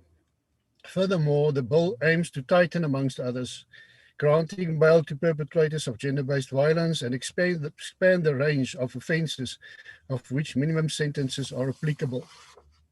Statistically, unfortunately, only a small portion of sex offenders are likely to be convicted and added to the register. House Chair, apart from the procedural amendments proposed in the Criminal and Related Matters Amendment Bill, some provisions of the Domestic Violence Act are also being tightened. For instance, the Domestic Violence Amendment Bill extends the definition of domestic violence to include those in engagements, customary relations, romantic, intimate, or sexual relationships, regardless of the duration. The most positive amendment to the Act is the provision that someone can be fined even imprisoned if he or she has knowledge, reasonable belief, or suspicion that an act of domestic violence has been committed against a child, person with disability, or an older person, and the failing to report such to a social worker or police officer could even lead to arrest of such a person. House Chair, the effectiveness of these provisions remain to be seen. The Freedom Front support the Criminal Related Matters Amendment Bill, the Criminal Law Sexual Offences Bill, and the Domestic Violence Amendment Bill. Thank you, Chair. Thank you, Honorable Mulder. We proceed to the ACGP and invite Honorable Swart. Thank you, House Chair. House Chair, the ACDP shares the sentiments expressed regarding the late Honorable Hisham Mohammed and the late Jackie Mofokeng, who played a significant role in the drafting of these bills. They are indeed sorely missed, and we share the view that these bills are attributed to them. Now, these bills came largely as a result of the public outrage and protests that erupted in 2019 following a number of deaths, including that of students Uyaneni, Jesse Hess, and boxing champion Leandra Jagels. Women of South Africa have had enough of lukewarm actions that do not address one of their most fundamental rights, and that is to live in safety, free from fear of being attacked, raped, and murdered. And that's how we saw demonstrations outside Parliament where women and many others, including many men, stood up and said, enough is enough. Hence these bills, which the ACDP supports. One of the biggest challenges facing the committee and facing Parliament, in fact, is to what degree good legislation can be implemented. And so during the course of deliberations on these bills, extensive consultations were held with various departments, as the chairperson indicated, with the view to, should we pass this legislation, is there sufficient resources to implement the wide-ranging legislation that was needed? Now, in this regard, Social Development submitted to National Treasury that it has been historically underfunded relative to the demands for its services. Now, we know a lot of these incidents of violence are perpetrated within the domestic environment. And so it is crucial that a department like Social Development has the proper financing. The department indicated that the underfunding has resulted in an increase in unwarranted social ills. In particular, it referred to gender-based violence and femicide, substance abuse, human trafficking, as well as abuse and neglect of children. Chairperson, it is very clear to us that a lot of the issues are social issues within the domestic environment. And so when one looks at the broadened definitions within the Domestic Violence Bill, they are very acceptable. And again, the point is, can they be implemented? It also suggests that the broader solution lies in social interventions first, to try to prevent the falling back on criminal justice interventions. It is the view of the ACDP that healthy families make healthy communities. Hurt people hurt people. The one issue relating to spiritual abuse, where we raised concerns and suggested an alternative definition, was accepted by the committee, and we are grateful for that. The ACDP will support these bills. I thank you. Thank you. We proceed. Is there any member of the ATM on the platform to speak? We don't have a name. We proceed to good Honorable August. Honorable Chairperson, writing new legislation is the easy part. The far greater challenge is implementation.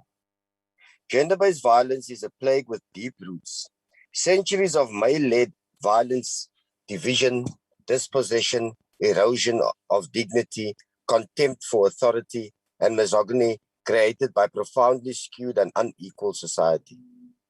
The introduction of these amendment bills to improve our response to gender-based violence is not a golden bullet. It is a humble start.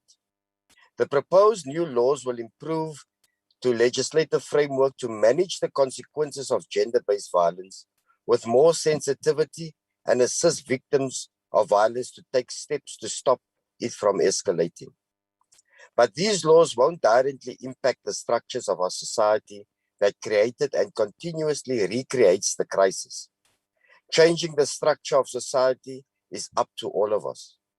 Chair, eradicating this plague is going to require a whole of state response at all levels of government and across departments, from police to social development, from public works infrastructure to human settlements. We are mindful that it is fashionable in South Africa to hold government directly responsible for all our woes. The state does have enormous responsibilities, but that doesn't give the rest of society a free ride to sit back and wait for the land of milk and honey.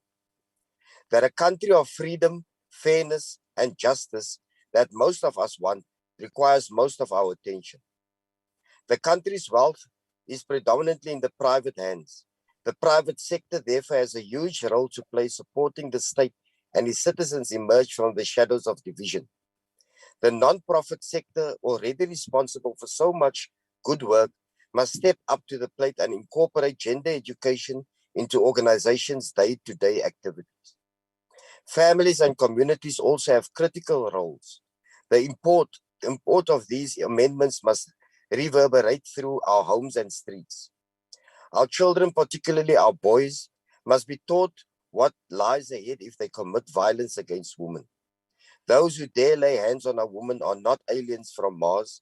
They are fathers, brothers, cousins, and children. The gender-based violence bill has good support. Thank you.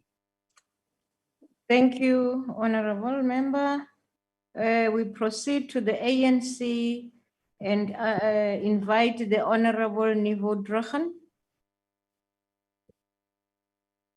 You may proceed. Thank you so much. Honorable Chairperson, this month of June, we commemorate Youth Month. We also note that it is Pride Month and that it's also Child Protection Week. While we are on level two lockdown, let us continue to take responsibility to stay safe, to keep our masks on, to sanitize, and to keep social distance. Honorable Chairperson, I would like to pay tribute to the late Honorable Jackie Mofokeng and the late Honorable Hisham Mohammed. And we continue to remember them for their contribution to the fight against discrimination, any form of discrimination and violence against women and children. The ANC January 8 statement repeatedly states that it is the right of every South African woman, man, and child to live in safety, secure from crime and violence. The ANC continues to be in the forefront in the fight against gender-based violence and femicide. The ANC January 8th statement also states that GBV and femicide is a national crisis, and we need to mobilize all the energy and resources of society to end it. During this COVID-19 lockdown, GBVF was considered and still is considered the second pandemic. However, it is a pandemic that doesn't ask for wearing of masks, doesn't require sanitization or social distance, like the COVID-19 protocols, which are important for our safety. But it asks that we strengthen our laws to protect our women and children who are vulnerable to abuse, and also that we have a change in behavior and attitudes towards our fellow human beings. In 2018, during the total shutdown march, thousands of women and men marched to Parliament demanding for an end to violence against women and children. In June 2018, Statistics South Africa showed that the murder rate for women had increased. The number of women who experienced sexual offences had jumped from 31,665 in 2015-16 to 70,813 in 16-17. A crisis indeed. In 2018, as a result of the Women's March against gender-based violence, the President called for a presidential summit against gender-based violence and femicide. The summit resulted in a declaration which resolved, amongst others, to fast-track the review of existing laws and policies on gender-based violence and to ensure that all other relevant laws respond to gender-based violence and femicide, to implement the recommendations that have been identified from reviews and address the legislative gaps, revisit and fast-track all outstanding laws and bills that relate to gender-based violence and femicide. 3 bills were brought before Parliament for amendments. They are the Criminal Law, Sexual Offences and Related Matters Amendment Bill, the Criminal and Related Matters Bill, Amendment Bill, and the Domestic Violence Amendment Bill. The Portfolio Committee had received briefings regarding these bills in 2020, sent the bills out for public hearings, and received submissions for comments and responses to the bills. In the President's address to the nation in September 2019, some of the few points that he mentioned were the need to overhaul and modernize the National Register of Gender-Based Violence Offenders provided for in the Sexual Offences Act to ensure that it is effective in combating gender-based violence. This National Register of Offenders will list all the men convicted of acts of violence against women and children. The Criminal Law, Sexual Offences and Related Matters Amendment Act 32 of 2007 is one of the legislative measures identified to strengthen the response of gender-based violence and femicide and the legislation regulating the National Register for Sex Offenders. This bill aims to amend Chapter 6 of the Act to expand the scope of the NRSO to include all particulars of sex offenders and not only sex offenders against children and persons who are mentally disabled. Extend the list of persons who are protected to include other vulnerable persons, namely young women under the age of 25, persons with physical, mental, sensory, and intellectual disabilities, and persons over the age of 60. For example, those who receive community-based care and support services. To also increase the period for which sex offenders' particulars must remain on the NRSO before they can be removed from the register. The names of a person with 2 or more convictions of sexual offences will not be removed from the register. After much deliberation, the committee is of the view that the register should remain with the Department of Justice and Constitutional Development for now, with an expanded function, and will require careful and regular monitoring going forward. The bill also proposes to expand the ambit of the crime of incest and introduces a new offence of sexual intimidation. This bill will also regulate the reporting duty of persons who are aware that sexual offences have been committed against persons who are vulnerable. The person who fails to report will be guilty of an offence and liable upon conviction to a fine or imprisonment. The Criminal and Related Matters Bill amends several acts, such as the Magistrate Court Act of 1944, the Criminal Procedures Act of 1977, the Criminal Law Amendment Act of 1997, and the Superior Courts Act of 2013.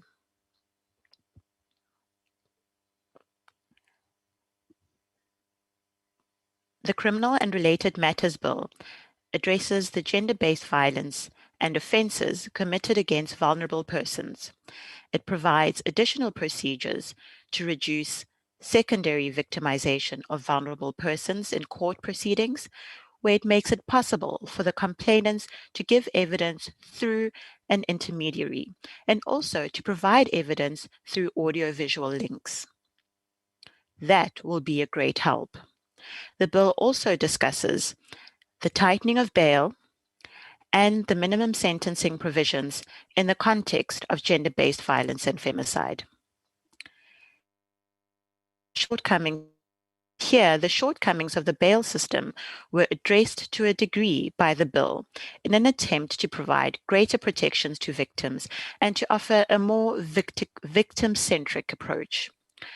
The committee was advised that the grant or the refusal of bail is a judicial function, notwithstanding the so-called police bail under Section 59 and the prosecutor's bail under Section 59A of the Criminal Procedure Act 51 of 1977. The committee is of the view that as long as the proposed amendments do not amount to an outright denial of bail, the restrictions on bail proposed by the bill are constitutional. Honourable Chairperson, I would like to end by repeating some of what the President had previously said. We have heard the calls of the women of our country for action and for justice. The collective anger, the pain, and the fear that these killings have caused must strengthen our resolve to end all forms of violence and abuse perpetrated by men against women. Violence against women is not just a woman's problem. It is not a problem of what a woman said, or of what a woman did, of what she was wearing, or where she was walking. Violence against women is our, including men's. It is men who rape and kill women. There is therefore an obligation on all of us, including the men of this country, to act to end such behavior and such crimes. Let us all speak out. We must not look away. Let us, as families, make sure that we respect women, to respect themselves, to value life and human dignity. We must all face gender-based violence head-on. Honourable Chairperson, I thank you, and thank you to all those who were involved in drafting these bills. Thank you, Chair. Thank you, Honourable Nivo Drogen. We proceed to the NFP and invite the Honourable Sibisi.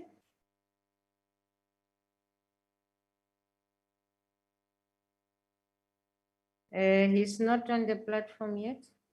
Anyone from the NFP? We proceed to the AIC. They left the house. Have they logged in? No. We proceed to COPE, Honourable Madisha.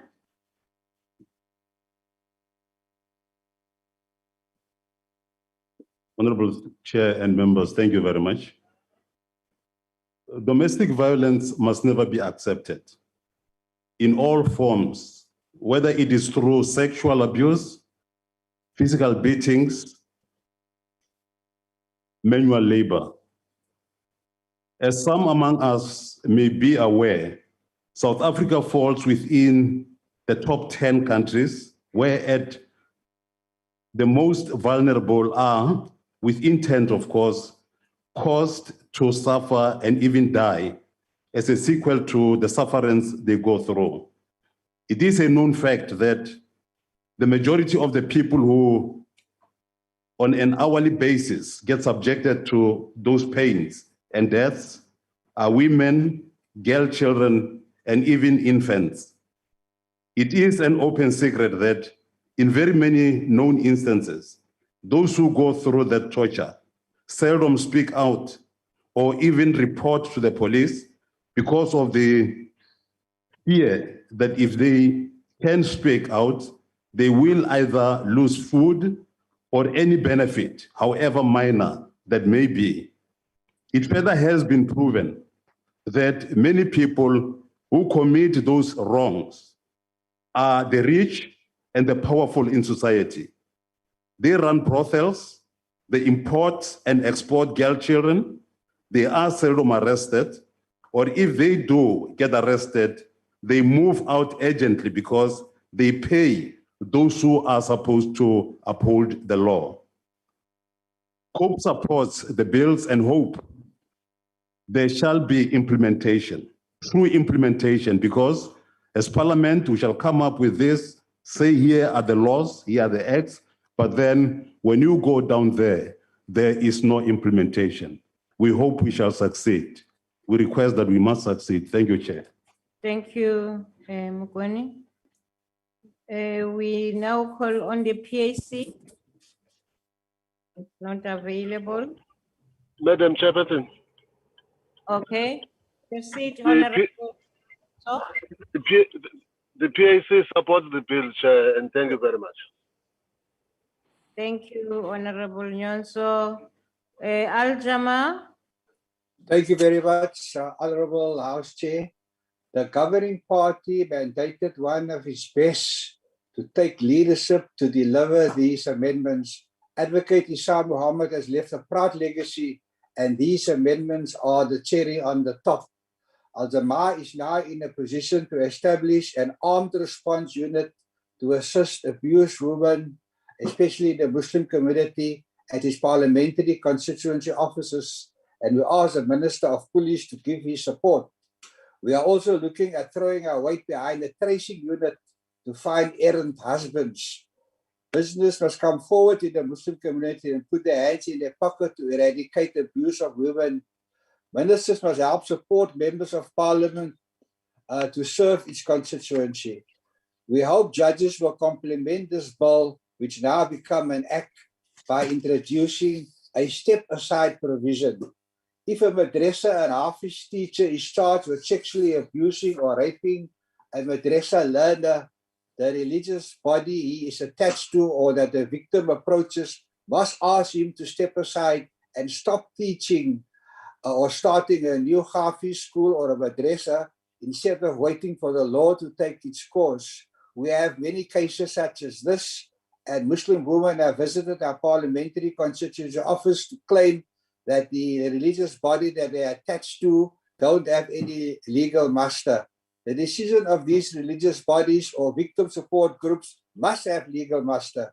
Our judges must now rise to the occasion, and station commanders will intervene to help protect our learners and women. We are very grateful to the Portfolio Committee for help for taking the next step in addressing gender-based violence. Thank you very much, Honorable House Chair. thank you, Honorable Hendricks. I see the AIC, Honorable Gallo is in the house. Would you like to participate before we call on the ANC? You are fine, thank you. We now invite from the ANC, the Honorable Ngola.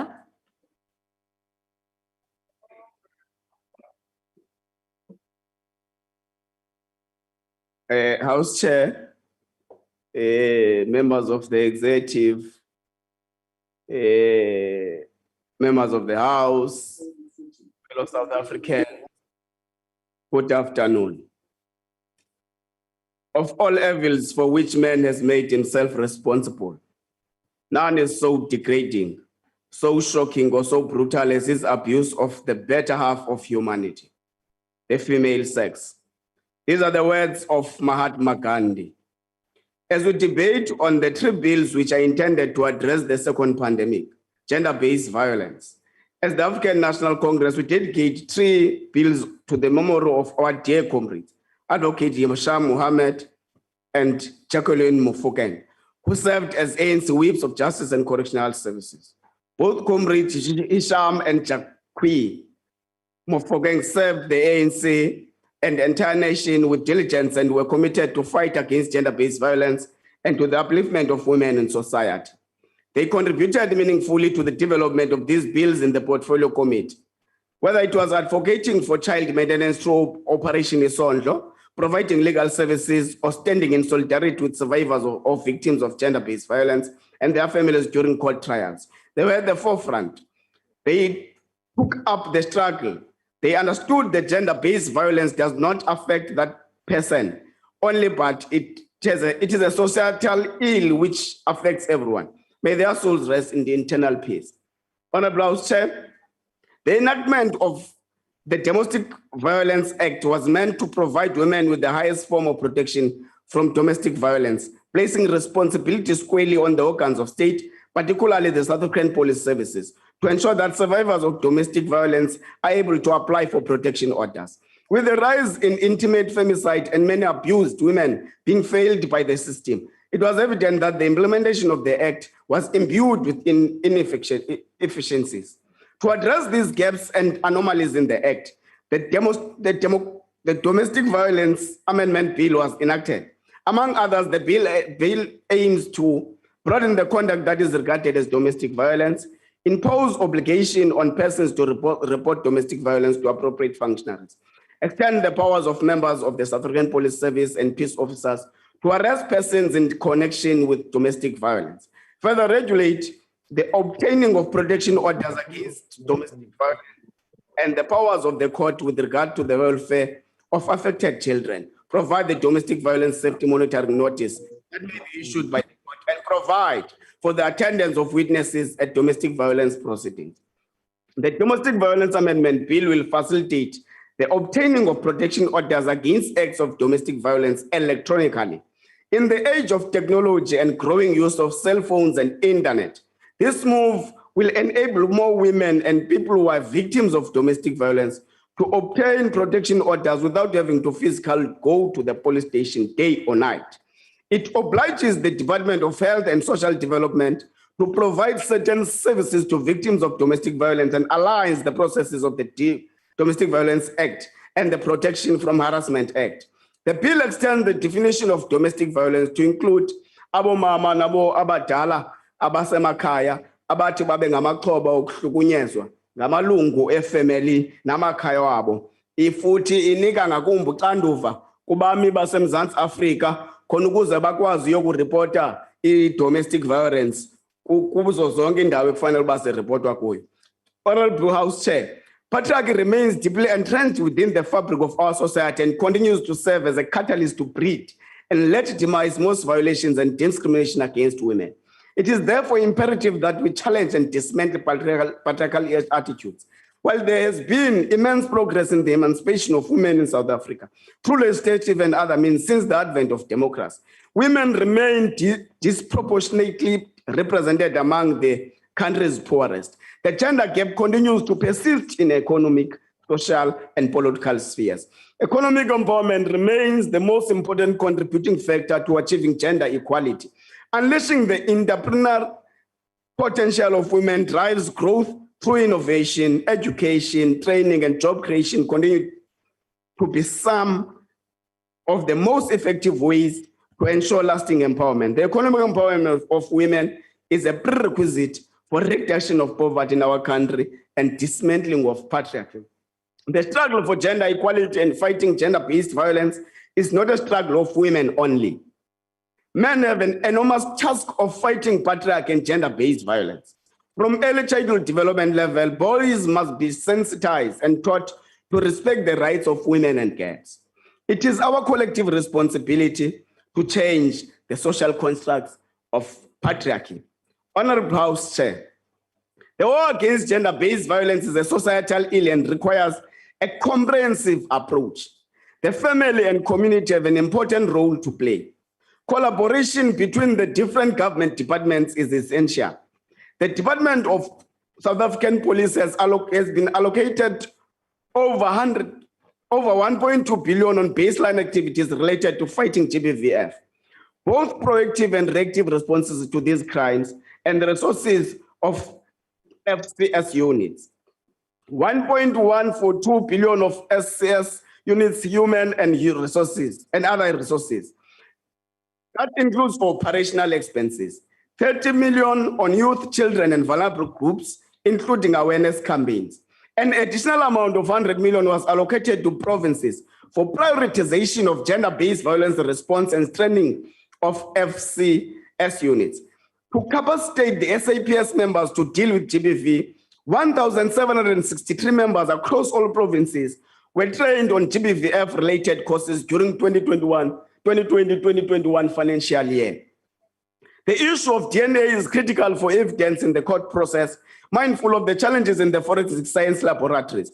The Minister of Police announced that in addressing the issues of capacity, a total of 127 scientists have been promoted to critical posts within the FSL, and that an additional 150 posts of forensic analysts at warrant officer level have been advertised externally, and the new incumbents will commence on duty by the 1st July 2021. The minister committed that the FCS unit would be placed. The Department of Social Development continues to play a central role towards the eradication of GBVF. It has been announced that the Victim Support Service Bill will be gazetted during the financial year. Once public comments have been received, the bill will be sent to Cabinet. The bill seeks to, inter alia, provide a statutory framework for the promotion and upholding of rights of victims of violent crimes, and to prevent secondary victimization of people by providing protection, response, care, and support and reintegration programs, and to provide a framework for integrated and multidisciplinary coordination of victim empowerment and support. Among the sister departments, police, justice, correctional services, basic and higher education, health and social development are involved. One of the key features of the Domestic Violence Amendment Bill is that it allows for electronic applications for protection orders and the establishment of the integrated electronic repository for domestic violence protection orders. In March this year, the Minister of Justice and Correctional Services opened the Durban Point Magistrate Court, where domestic violence survivors can apply online for a protection order. We look forward to the further rollout of such services across the country. It is important that we have victim support services in place when victims report sexual offenses and when these matters get to court. Sexual offenses courts offer support services such as court preparation services, psychological pre- and post-trial support services, and the services of intermediaries. Chairperson, it is important to note that while all these bills are necessary, they are not a panacea to scourge of gender violence. The eradication of patriarchy, the economic emancipation of women, and collaboration among government departments and civil society are needed. We must all hold hands in fighting this scourge. We must commend the collaboration of various political parties in the committee in finalizing these bills. The patriotism shown indeed is commendable. Honorable House Chair, the ANC supports this bill. We thank you. Thank you, Honorable Nola. As we now call on the GA and welcome Honorable Hon. Thank you, Chair. I agree with colleagues that the bills under discussion are by and large good bills which will go some way towards strengthening the ability of the criminal justice system to deal more effectively with gender-based and sexual violence. These bills, of course, Chair, are the product of the Presidential Summit held towards the end of 2018 in response to a period in which violence towards and the death of a large number of victims of gender-based violence for the umpteenth time had put a bright spotlight on this ghastly problem in our country. Chair, it's perfectly understandable that we react in an emotional manner when we are confronted with the way gender-based violence has scorched this country. But when we make laws, it's always to be remembered that our first duty as lawmakers is to uphold the Constitution of this country, to which we have sworn allegiance upon taking office. The duty to find a balance between our human instinct to take an eye for an eye and our constitutional obligation to look out for the rights of victims, while not turning a blind eye to the plight of those only accused and not yet found guilty of criminal offences, remains a duty we cannot ignore. In our view, the Portfolio Committee managed to walk this tightrope while still producing draft laws that make court proceedings more victim-centric and enable our criminal justice system to deal more effectively with criminals. All aspects identified in the draft bills that could have brought into question the constitutionality of these bills were carefully considered after legal opinions were obtained. The legal advice was accepted even if we did found it not to be helpful to our own agendas. This is of course, Chair, how it should be. Voorzitter, baie mense sou graag wou sien dat niemand wat beskuldig staan van geslags- of seksuele geweld ooit met borgtog kry nie. Ons verstaan dit. En daarom bevat die konsepwet wat vandag hier dien sekere bepalings wat hopelik sal help dat 'n beskuldigde wat nie behoort borg te kry in terme van ons land se wette nie, voortaan nie deur die krake sal glip en tog borg kry nie. Op dieselfde basis kan ons nie heeltemal gehoor gee aan die aandrang uit sommige oorde dat die nasionale register van seksmisdadigers vir algemene kennis gepubliseer moet word nie. Wat ons wel kon doen, was om die bepalings van die seksuele misdaad konsepwet so te versterk, dat waar mense voortaan aangestel word, wat met weerbare individue en groepe sal kontak hê in die loop van hulle werk, sulke aansoekers behoorlik gemeet en gekeur sal moet word aan die hand van die inligting wat beskikbaar is in die register. Dit sal dit al moeiliker maak vir seksmisdadigers, sekspeste en pedofiele om werk te kry op plekke waar hulle maklik kan prooi op moontlike slagoffers. Voorsitter, tydens die openbare verhore het heelwat deelnemers die opmerking gemaak dat ons as die nasionale parlement ook beter moet toesig hou oor die uitvoerende gesag, die minister en die departement oor hoe hierdie wette geïmplementeer word. Daarom as 'n eerste stap om die implementering van hierdie wette te ondersteun, is daar 'n maksimum van 12 maande ingesluit vir die ontwikkeling van enige regulasies wat nodig is voor implementering van die seksuele misdade wysigingswet. Dit help ons nie. Ons maak hierdie wette en dan is die verskoning vir die feit dat dit nie geïmplementeer word vir jare daarna, dat daar nog aan regulasies gewerk word nie. Daar is ook tereg gesê dat as diegene wat slagoffers van geslagsgeweld moet bystaan, nie behoorlik opgelei en behoorlik verbind is tot empatiese en simpatieke diens en ondersteuning aan slagoffers nie, sal wat bekend staan as sekondêre victimisasie aanhou, om die effek te hê dat meer slagoffers aanhou om te kies om nie hierdie misdade aan te meld nie, as die getal wat die dapper besluit neem om ons regstelsel te vertrou.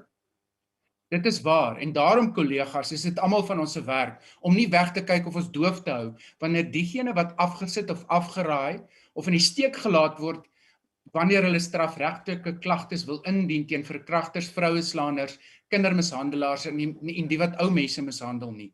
Wanneer hulle probleme en frustrasies met ons deel, kan ons as lede van hierdie huis nie stil bly nie. Ons moet optree. Chair, furthermore, the possible impact these bills could have is dependent on the ability of government to appropriate sufficient funds to properly implement the suite of legislation that is to be supplemented and improved by these bills. And of course, the law in itself, as others have pointed out, will not change attitudes and behavior.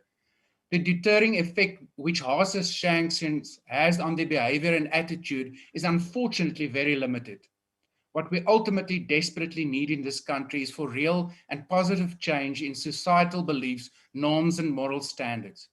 We must all play our part and in word and in deed teach our children and young men that there is no truth in the outdated beliefs of what is acceptable and desirable behavior towards the opposite sex, people with a different sexual orientation than ourselves, and minor children. Only if all of us play our part in this will we be able to heal the moral fiber of this country. Thank you. Thank you. Honorable Member, we proceed now and invite the Deputy Minister of Justice and Correctional Service, responsible for justice and constitutional development. Honorable Jeffrey. House Chairperson, honorable members. It's appropriate that we're having this debate during Child Protection Week, as this week brings an increased awareness of the impact of violence against children. By passing these 3 bills today, we show our commitment to address the plight of women, children, and other vulnerable persons who are so often victims of violence. And I think one of the things that's been very positive about this debate is that everybody has been in support of these bills. There has been no playing to the gallery. There has been no politicking. There's been general support for these bills and the implementation of these bills once passed. President Ramaphosa has referred to gender-based violence and femicide as South Africa's second pandemic. Gender-based violence is plaguing our country and traumatizing communities. Following the total shutdown movement in 2018, the Gender-Based Violence and Femicide National Strategic Plan was produced to respond to the GBV and femicide crisis following the historical presidential summit on this subject. The President announced a 5-point emergency plan, which was to be implemented without delay. One of the points is enhancing the legal and policy framework in order to strengthen the response of the state to gender-based violence and femicide. And that is where these bills come from. However, as many speakers have said, the law can never on its own completely eradicate or prevent gender-based violence, but it can create an enabling legal framework to bring perpetrators to book and to ensure justice for victims. We do have a problem, as we all know, of gender-based violence and femicide in South Africa. And we need to be asking ourselves, why are men in South Africa, because it is overwhelmingly the men, abusing, assaulting, raping, and killing women? Why have there been a spate of attacks on gay, lesbian, and transgender people recently, presumably also by men? What is it about the notions of male masculinity in our country that are causing men to do this? And I think some of the members have spoken about this and initiatives. I want to also in particular refer to an initiative I was invited to a couple of weeks ago. That was by the Langa Community Advice Services in Langa in Cape Town, where they were launching a gender-based violence and femicide-free zone. They were appointing gender-based violence and femicide monitors in the community, as well as ensuring there were safe houses for victims of gender-based violence to go to should they need to. Now, I think many members have explained different provisions of the bill. I don't want to repeat that. Just maybe one aspect with the Sexual Offences and Related Matters Bill. This offence of sexual intimidation. Somebody had raised the questions not so long ago of a person who was in a taxi and the taxi conductor threatened to rape them. Well, now when this becomes law, that will be sexual intimidation.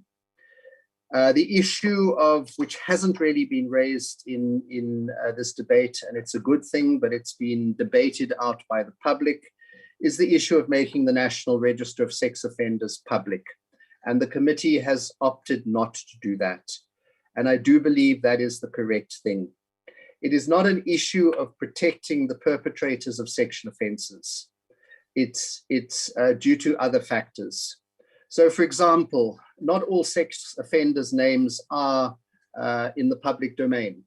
If a man rapes his child or stepchild, his name is not released on the court registers. The case is recorded as State versus H or whatever the first initial of his name is. So those people would be protected if the register becomes public, not to protect them, but to protect the children who don't want to be identified by their father's name coming out. The other aspect is that we have a problem of communities taking the law into their own hands. If a child were, say, to disappear and people knew that there's a sex offender living in the neighborhood, the chances are fairly high that the community may assume that this convicted sex offender who served his sentence is behind the abduction of the child. So it's not surprisingly that very few countries in the world do make their register of sex offenders public. As far as I'm aware, it's only India and to some extent in the United States.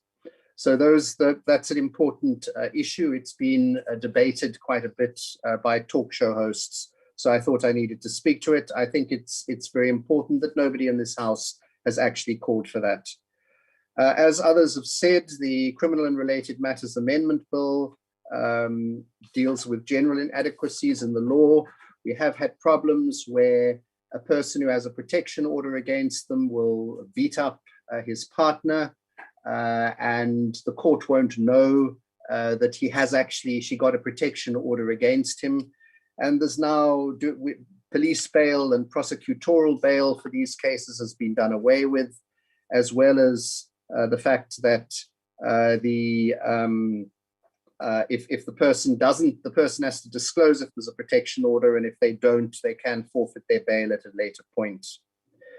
One of the contentious issues in particularly the Domestic Violence Amendment Bill was the duty of people to report. And I just wanted to correct, I think it was the Honorable Ngumalo, that is not a duty to report every case. The duty is to report relates to when a child, a person with a disability, or an older person over 60 has been abused. So it's not, the committee again opted not to make a general requirement of reporting. So we are positive that these bills, once passed into law, will significantly strengthen the prevention and combating of gender-based violence and femicide in all its forms. But Chairperson and Honourable Member, the laws of our country are only as good as the implementation thereof, and as good as the people implementing them. We can have the best laws in the world, but their success ultimately depends on human beings implementing them. In June last year, Altisha Kotia was murdered with her 7-year-old daughter, Rain Nisia, in Belhar in Cape Town, in the Western Cape. According to media reports at the time, Ms. Kotia had approached the Belleville Magistrates Court shortly before her death to obtain a protection order, but she was allegedly turned away by the court. When I became aware of this, I referred the matter to the Office of the Public Protector for a full investigation to establish whether Ms. Kotia had approached the court for assistance, and if so, why she was not assisted, and whether there'd been any act or omission by a person in the employ of government which resulted in unlawful or improper prejudice to Ms. Kotia and her daughter. The Public Protector's finding in the matter was that the officials of the Magistrates Court were cleared of any wrongdoing. But importantly, the Public Protector is now launching a nationwide investigation to look into the system when it comes to the protection of gender-based violence victims.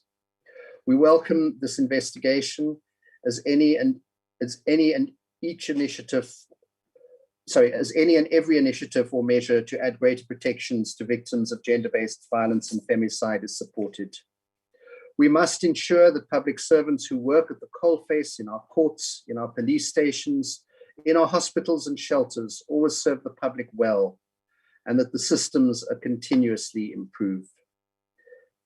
House Chairperson, to conclude, I want to express my appreciation to members of the Portfolio Committee who worked tirelessly on these very important bills. I think it's shown, which should be known, that lawmaking is not an easy exercise. You've got to look at all the consequences, and you've got to look very closely at whether there are unforeseen consequences that will come about.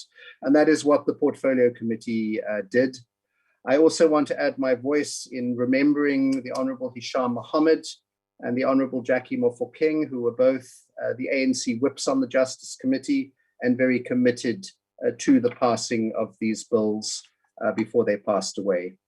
I also want to commend the legislative drafters at the Department of Justice and Constitutional Development, who had to deliver these bills under enormous pressure, and deliver they have. These bills contain the main interventions that will ensure that the law provides adequate protection to the survivors of gender-based violence. But legislation on its own is never enough. In addition, we need to do more to change societal attitudes, patriarchy and toxic masculinity. Gender-based violence affects all of us. Thank you. Thank you, Deputy Minister Jeffrey. Honorable members, that concludes the debate. I will now put the orders for adoption as they appear from order 7 to 8. I'll put them one by one, starting with order number 7. Are there any objections to the Criminal and Related Matters Amendment Bill being read a second time? No objection. Agreed to. I'll allow the Secretary to read the bill a second time. Criminal and Related Matters Amendment Bill. Thank you. The bill will be sent to the National Council of Provinces for concurrence. We proceed to order number 8. Is it? Yeah. 7. Are there any objection to the Criminal Law, Sexual Offences and Related Matters Amendment Act Bill being read a second time. No. No objection. Agreed to. The bill will be sent. Oh, sorry. No objections. Now I will allow the secretary to read the bill a second time. Criminal Law, Sexual Offences and Related Matters Amendment Act Amendment Bill. Thank you, Secretary. The bill will be sent to the National Council of Provinces for concurrence. As we proceed to the eighth order, are there any objections to the Domestic Violence Amendment Bill being read a second time? No objections. Agreed to. The secretary will read the bill a second time. Domestic Violence Amendment Bill.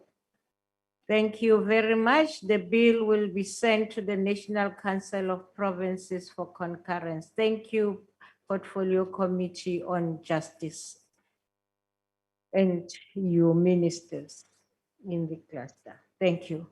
We proceed now to the ninth order, and the secretary will read the last order of the day. Consideration of the President's reservations on the constitutionality of Liquor Products Amendment Bill as submitted to him, and report of Portfolio Committee on Agriculture, Land Reform and Rural Development thereon. Thank you very much. I will now call upon the Honorable Inkosi Umandela to introduce the report from the virtual platform. Thank you, House Chair.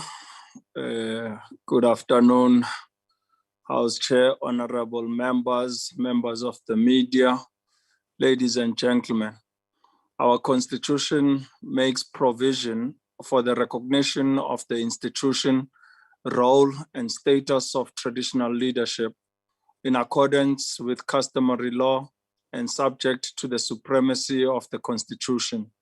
Section 212 of the Constitution stipulates that enabling legislation must make provision for the role of traditional leaders as an institution at local level on matters affecting local communities. This is in an indignation that our Constitution envisages a clearly defined role by traditional leadership in the democratic dispensation. I hereby, Honorable Chairperson, present and table before this House a report on the consideration of the President's reservations on the constitutionality of the Liquor Products Amendment Bill. The Liquor Products Amendment Bill seeks, amongst others, to provide for the control over the production and sale of certain alcoholic products by changing the alcohol content from the current 1% to a 0.5% volume, amend the composition of wine and spirit board, making it representative, and to control the import and export of certain alcoholic products. The department had presented before the Portfolio Committee on Agriculture, Land Reform and Rural Development that the proliferation of different kinds of beers, especially traditional beers, posing a societal danger to consumption by underage children, as the production and sale of some of these products remains unregulated. This bill, therefore, had and underwent all the legislative process during the 5th Parliament and was sent to the President for assent. The President, having applied his mind on the bill, expressed his reservations that and thus returned the bill back to Parliament in terms of Section 79 of the Constitution to reconsider its constitutionality, given the fact that the bill was classified as a Section 75 bill and the National House of Traditional Leaders was not considered. The President's reservations evolved around the constitutionality of the proposed amendments as far as they related to matters related to traditional customs under custodianship of traditional leaders, as stipulated in Section 18, subsection 1A of the Traditional Leadership and Governance Framework Act 41 of 2003. That bill pertaining to customary law or customs of traditional communities must be referred to the National House of Traditional Leaders. The President's reservations are around Clause 1, 5, 7, and 8. In Clause 1, it seeks to insert new definitions on authority, beer, liquor, products, or fermented beverages. Amendments in the bill in Clause 5 propose insertion of new Section 6A, 6B, and 6C in the Principal Act. The President, in terms of Section 79, subsection 1, has referred the Liquor Products Amendment Bill back to the National Assembly for reconsideration. After receipt of the presidential reservation for consideration, the Portfolio Committee consulted and received submissions from the National House of Traditional Leaders and on the amendment bill and the department. Then thereafter, responses to the submission from the National House of Traditional Leaders. Honorable House Chair, the committee is satisfied that the reservations raised by the President have been adequately addressed. In conclusion, we have an obligation to protect vulnerable groups